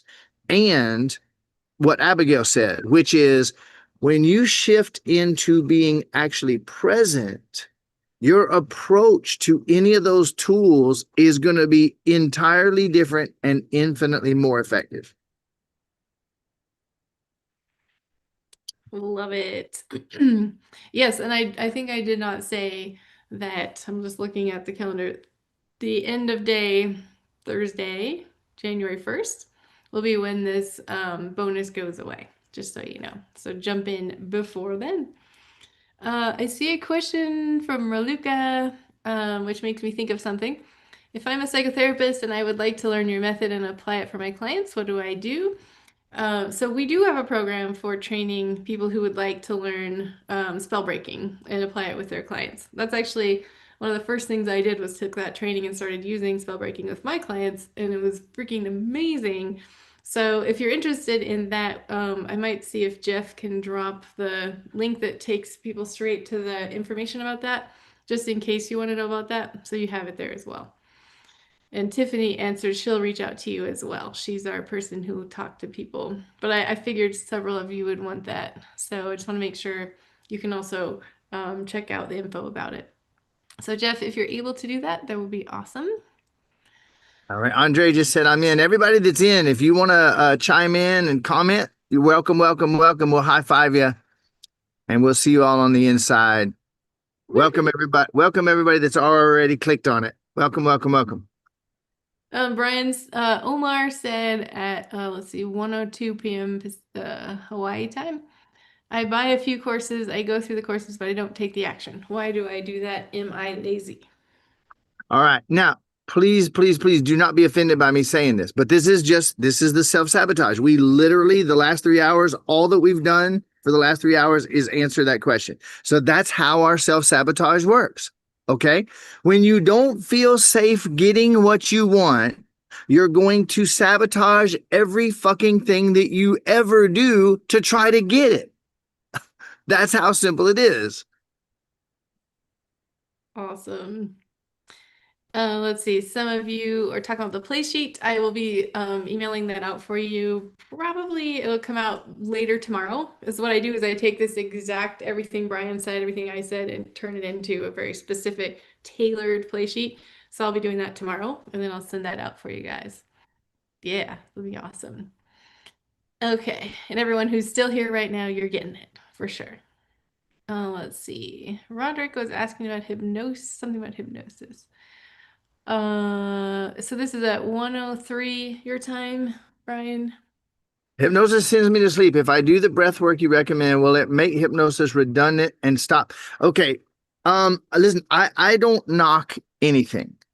I don't knock anything. I don't knock hypnosis. If hypnosis was all that was available, thank God for it. It helps a very small percentage of people. It works for a percentage of people. When you become present, you're dehypnotizing yourself, and you will have probably neither need. You will have no need. You will probably have no desire to even mess with hypnosis. Hypnosis is the attempt because you know you're asleep, and I've done plenty of hypnosis programs in my life. When nothing is working, and you're like, okay, I can't get myself to do this shit. Maybe if I do this hypnosis, it'll program me. This is about becoming present, and you will never probably have any desire for any hypnosis or hypnotism related things ever again. And if you're out of self-sabotage, you probably won't fall asleep when you do a hypnosis program. Okay. Fanika.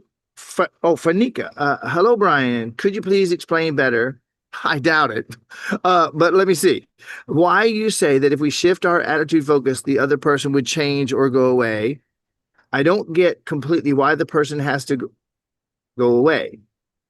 Okay, now there's something not quite clicking here. Fanika. So you're saying, could I explain better why I say that if we shift our attitude and focus, like in other words, if we change, the other person would change also or go away. But then you say, I don't get why the person has to go away. If you just said that I say they either change or go away, I'm obviously not saying that they have to go away. What I'm saying is, listen, just as an example, people come out on occasion and do this 4 days with me in Hawaii. I do it very rarely. It's very few people, a couple times a year, but it's one of the deepest ways that I work with people. And when I do that, almost without exception. So let's say a woman comes out, a guy comes out to do 4 days with me, and they have a shitty marriage. They've been married for 30 fucking years. It's a nightmare. They hate it. They've been wanting to leave for 10 years. They don't know what to do about it. And while they're here, they're waking up and they get a message from their partner back home saying, I don't know what's going on, but all of a sudden I feel different. Something's changed inside of me. And they end up going home to their partner completely radically changed. But here's what I'm saying. You're creating your reality, yo. You are creating your reality. I ain't fucking around. I know all these spiritual fuckers and all these spiritual teachers and all these gurus talk about how you're creating your reality. But the vast majority of people talking about it and thinking about it ain't living it. I think we've well established that.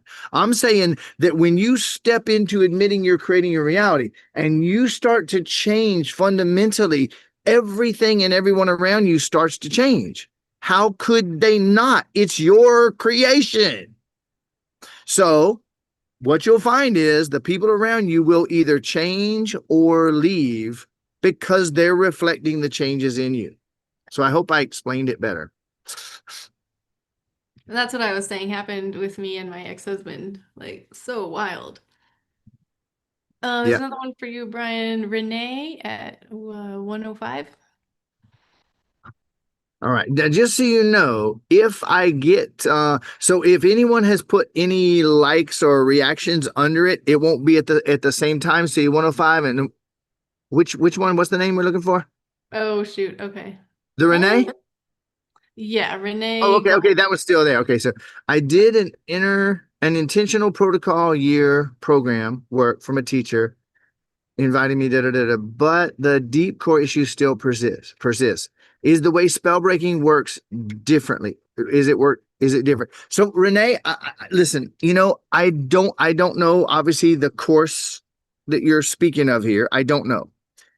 I can just say that my truth for 30 years of doing course after program after program after course after course after program and having my life get worse and more confusing and more frustrating and all the conflicting information in all those courses and programming, I was looking for 30 years for something that works as well as what we're doing today.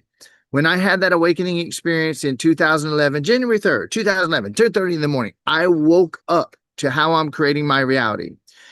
In the 15 years since then, working with over 300,000 people, I hear the same thing over and over and over. This shit works where nothing else worked. It works better than anything else worked. It works faster than anything else works. And there are some differences as we've covered today. Can I tell you that there's nothing in the world that works better? And can I tell you that this will solve the problems for everybody? Well, part of that, yes, and part of that, no. What I'm saying is this. For 30 years, I was looking for something like this. For the last 15 years that I've been helping people, I've been looking for something that works as well as what I do. I haven't seen it.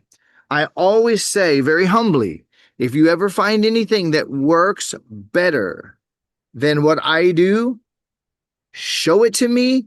I'll quit what I'm doing that day and I'll start doing the thing that works better. And I fucking mean it. I'm not attached to anything. I'm here for the absolute greatest, fastest, most efficient, and effective results that I can create. You show me something that works better, I'm going to quit what I'm doing that day and I'm going to start doing that. So, with that said, spell breaking accomplishes things that I've never seen any other course or program even approach. Okay? Abigail had the same experience. Here we are. Awesome. There's Andres asked one. I think this one will be showing up at 108 your time.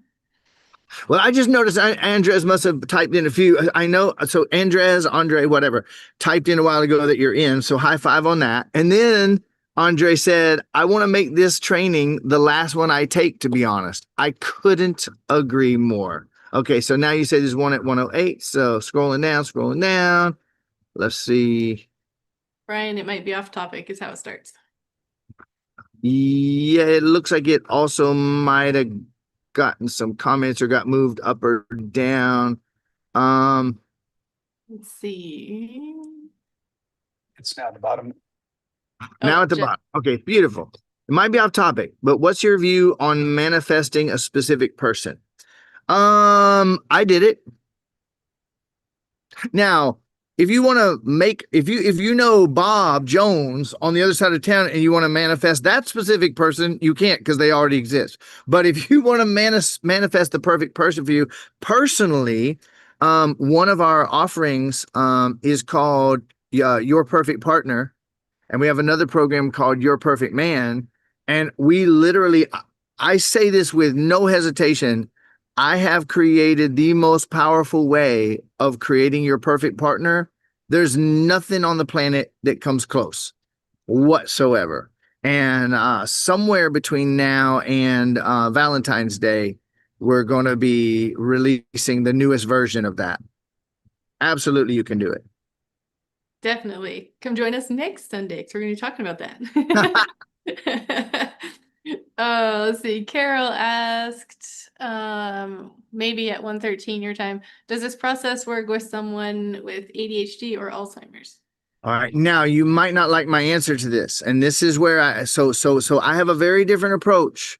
And I'm coming from, Carol, I'm coming from a very different place. I don't believe that ADHD or Alzheimer's exists as diseases or conditions. I'm not saying that the symptoms don't exist. I'm saying that I think the world of humans, especially the world of education and officialdom and nowhere more than medicine, is absolutely utterly full of fucking horseshit, like beyond our wildest dreams.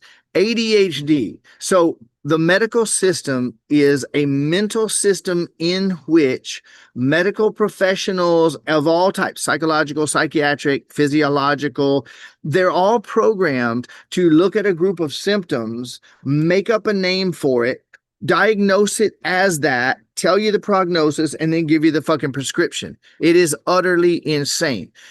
What you call ADHD, I call someone who doesn't feel safe and their brain and nervous system is reflecting them not feeling safe, and they don't have their clarity and their certainty and their competencies and their confidence, and so they're creating in an erratic way. Similarly, what someone calls Alzheimer, in my view, is aluminum in the brain that can be detoxed, and a person who isn't breathing adequately and their brain isn't working, and it hasn't been for a long time. Now, here's my funny disclaimer.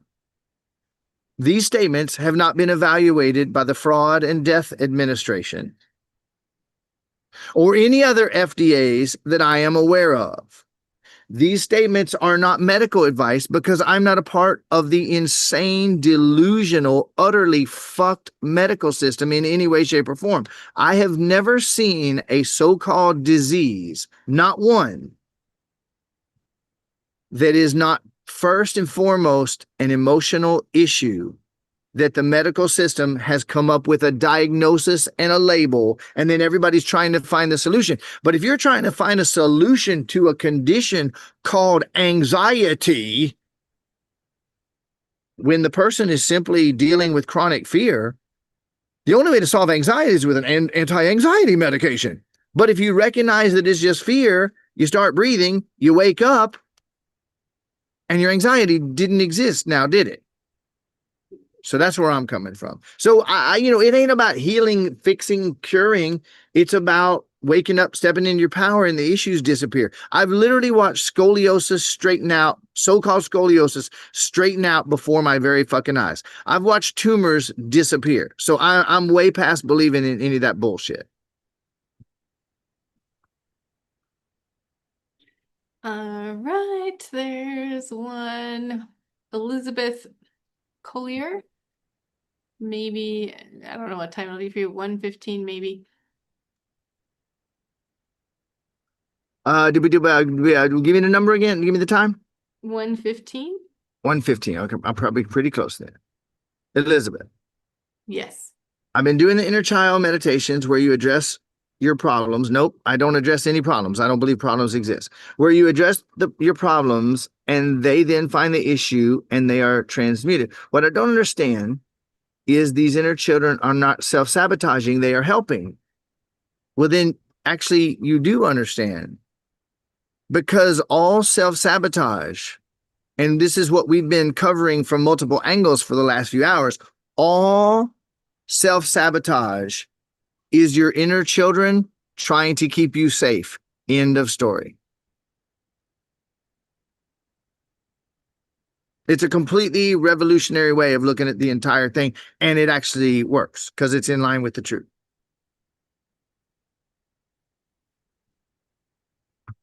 All right. There's a few more in here.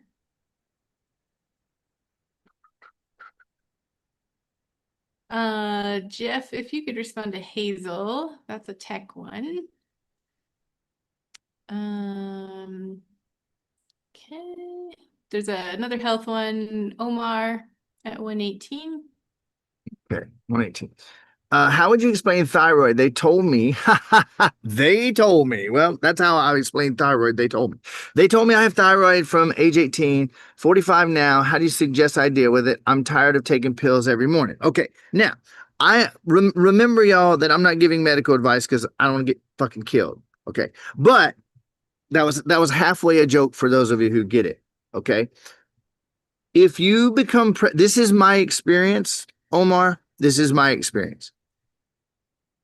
When you were a child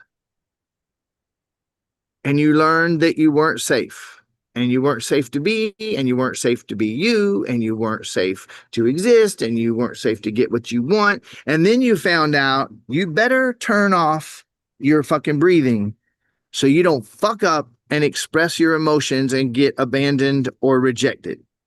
Okay?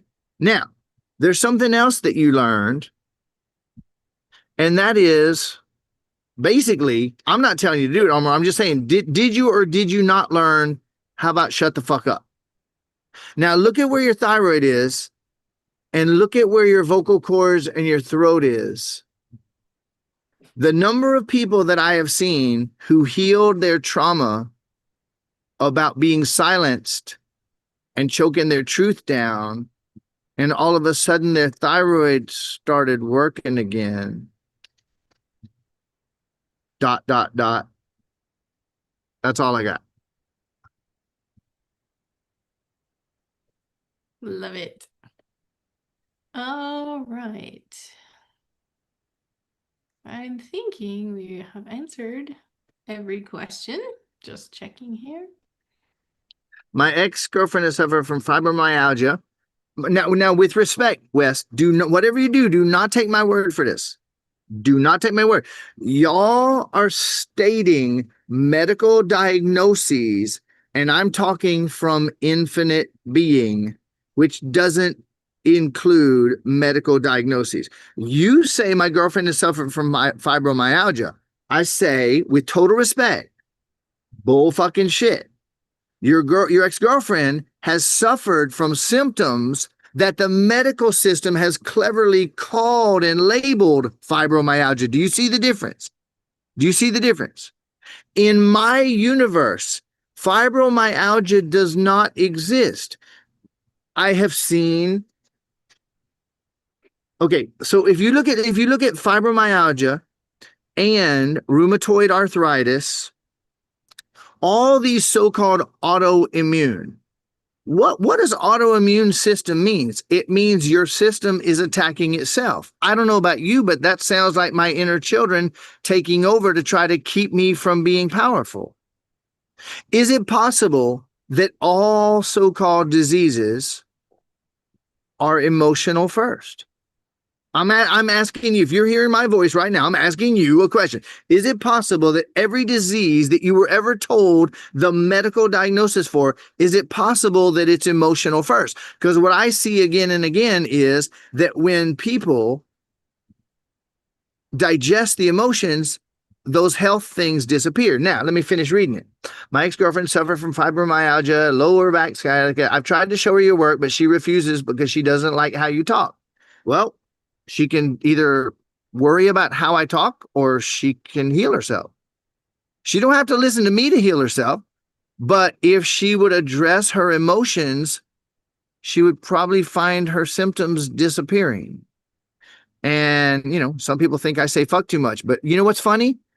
All these years, every once in a while, we have someone say, Brian says fuck too much. I'm like, what's the number of fucks I'm supposed to say? If someone would tell me how many fucks per hour is allowable, I would just say that number and I wouldn't say too many fucks. I don't know what's too many fucks. Nobody's ever been able to tell me. And I find that being caught up on the idea of bad words is just one of the most insane things that the educational and religious system, like they taught us there's such a thing as bad words.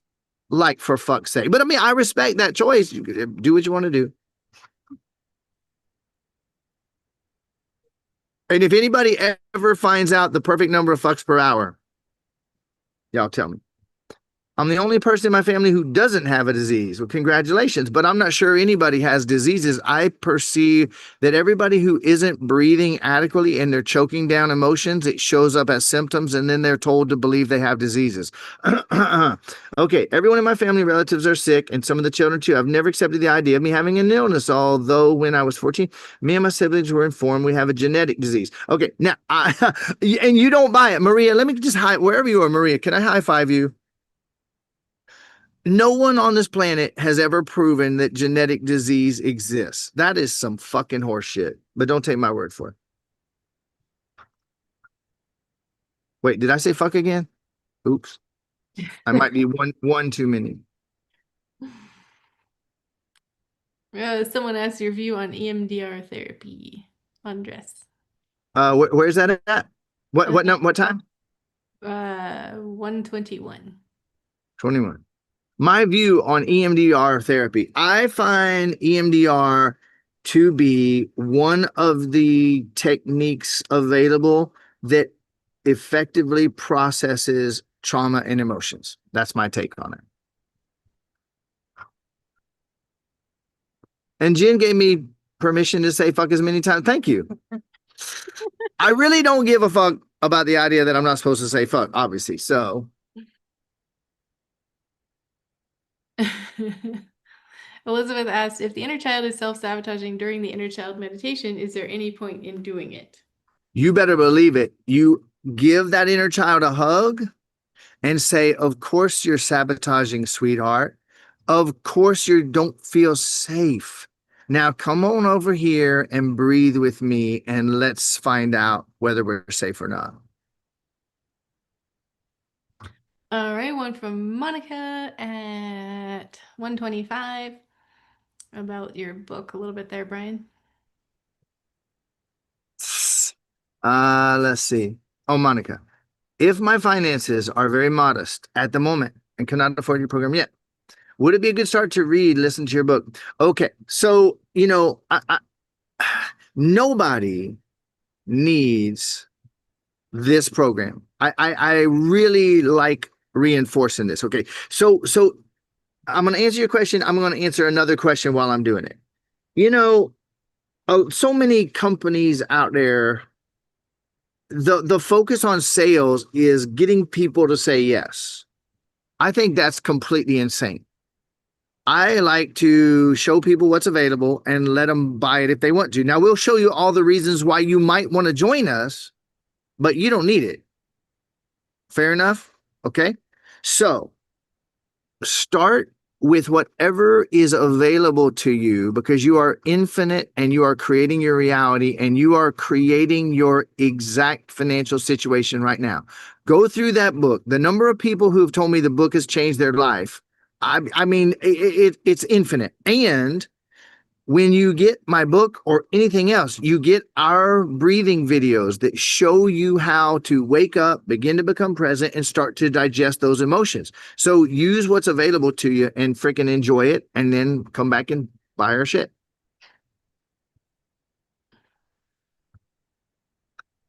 Jen says the reason I can say as many fucks as I like is because my work has changed my life. That's what I was saying a moment ago, and I wasn't being rude. It's just like this person is suffering from fibromyalgia and all this pain and all this agony, but they're going to be concerned about, and I don't want his help because he says fuck too much. I mean, but you got to just make your choice, man. Thank you, Georgine. Appreciate that.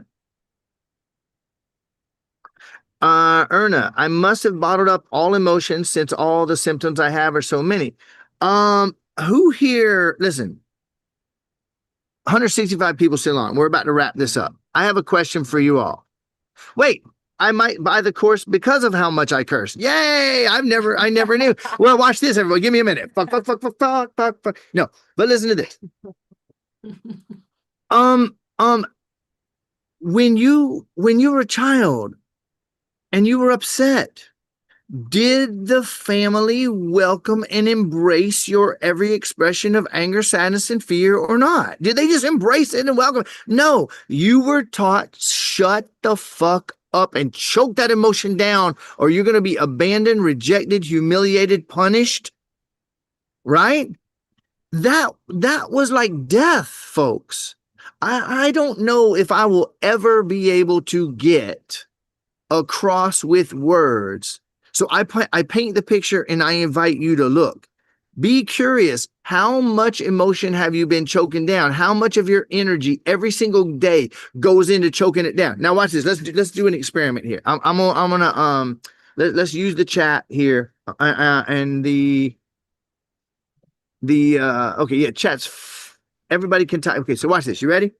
If you believe that you are choking emotion down, type in a Y or a yes. If you believe that even up until this moment, you've been choking emotion down, type in a Y or a yes. Okay, everybody, please, I want you to notice that that's everybody.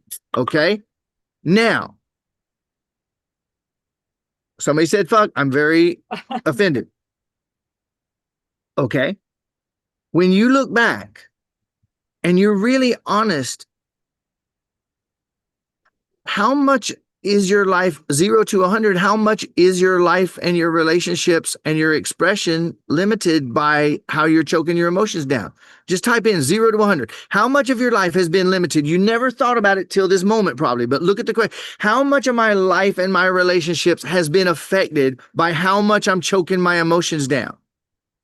Now, where do you think those emotions go when you choke them down? They just disappear, don't they? No, they show up as symptoms in your fucking body. Where else?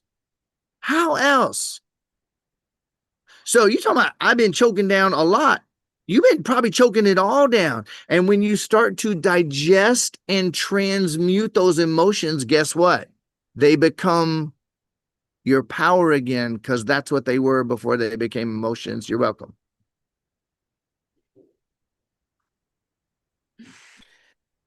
Love it.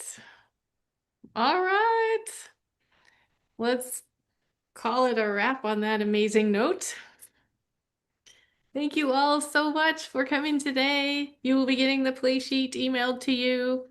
And obviously there will be emails coming out as well with this link in it. So if you weren't jumping on today yet for whatever reason, you'll have more chances. And the bonuses are going away at the end of day, New Year's Day. So that's the plan. All right, everyone. Have a fantastic rest of your day, morning, night, wherever you are. Aloha, everybody.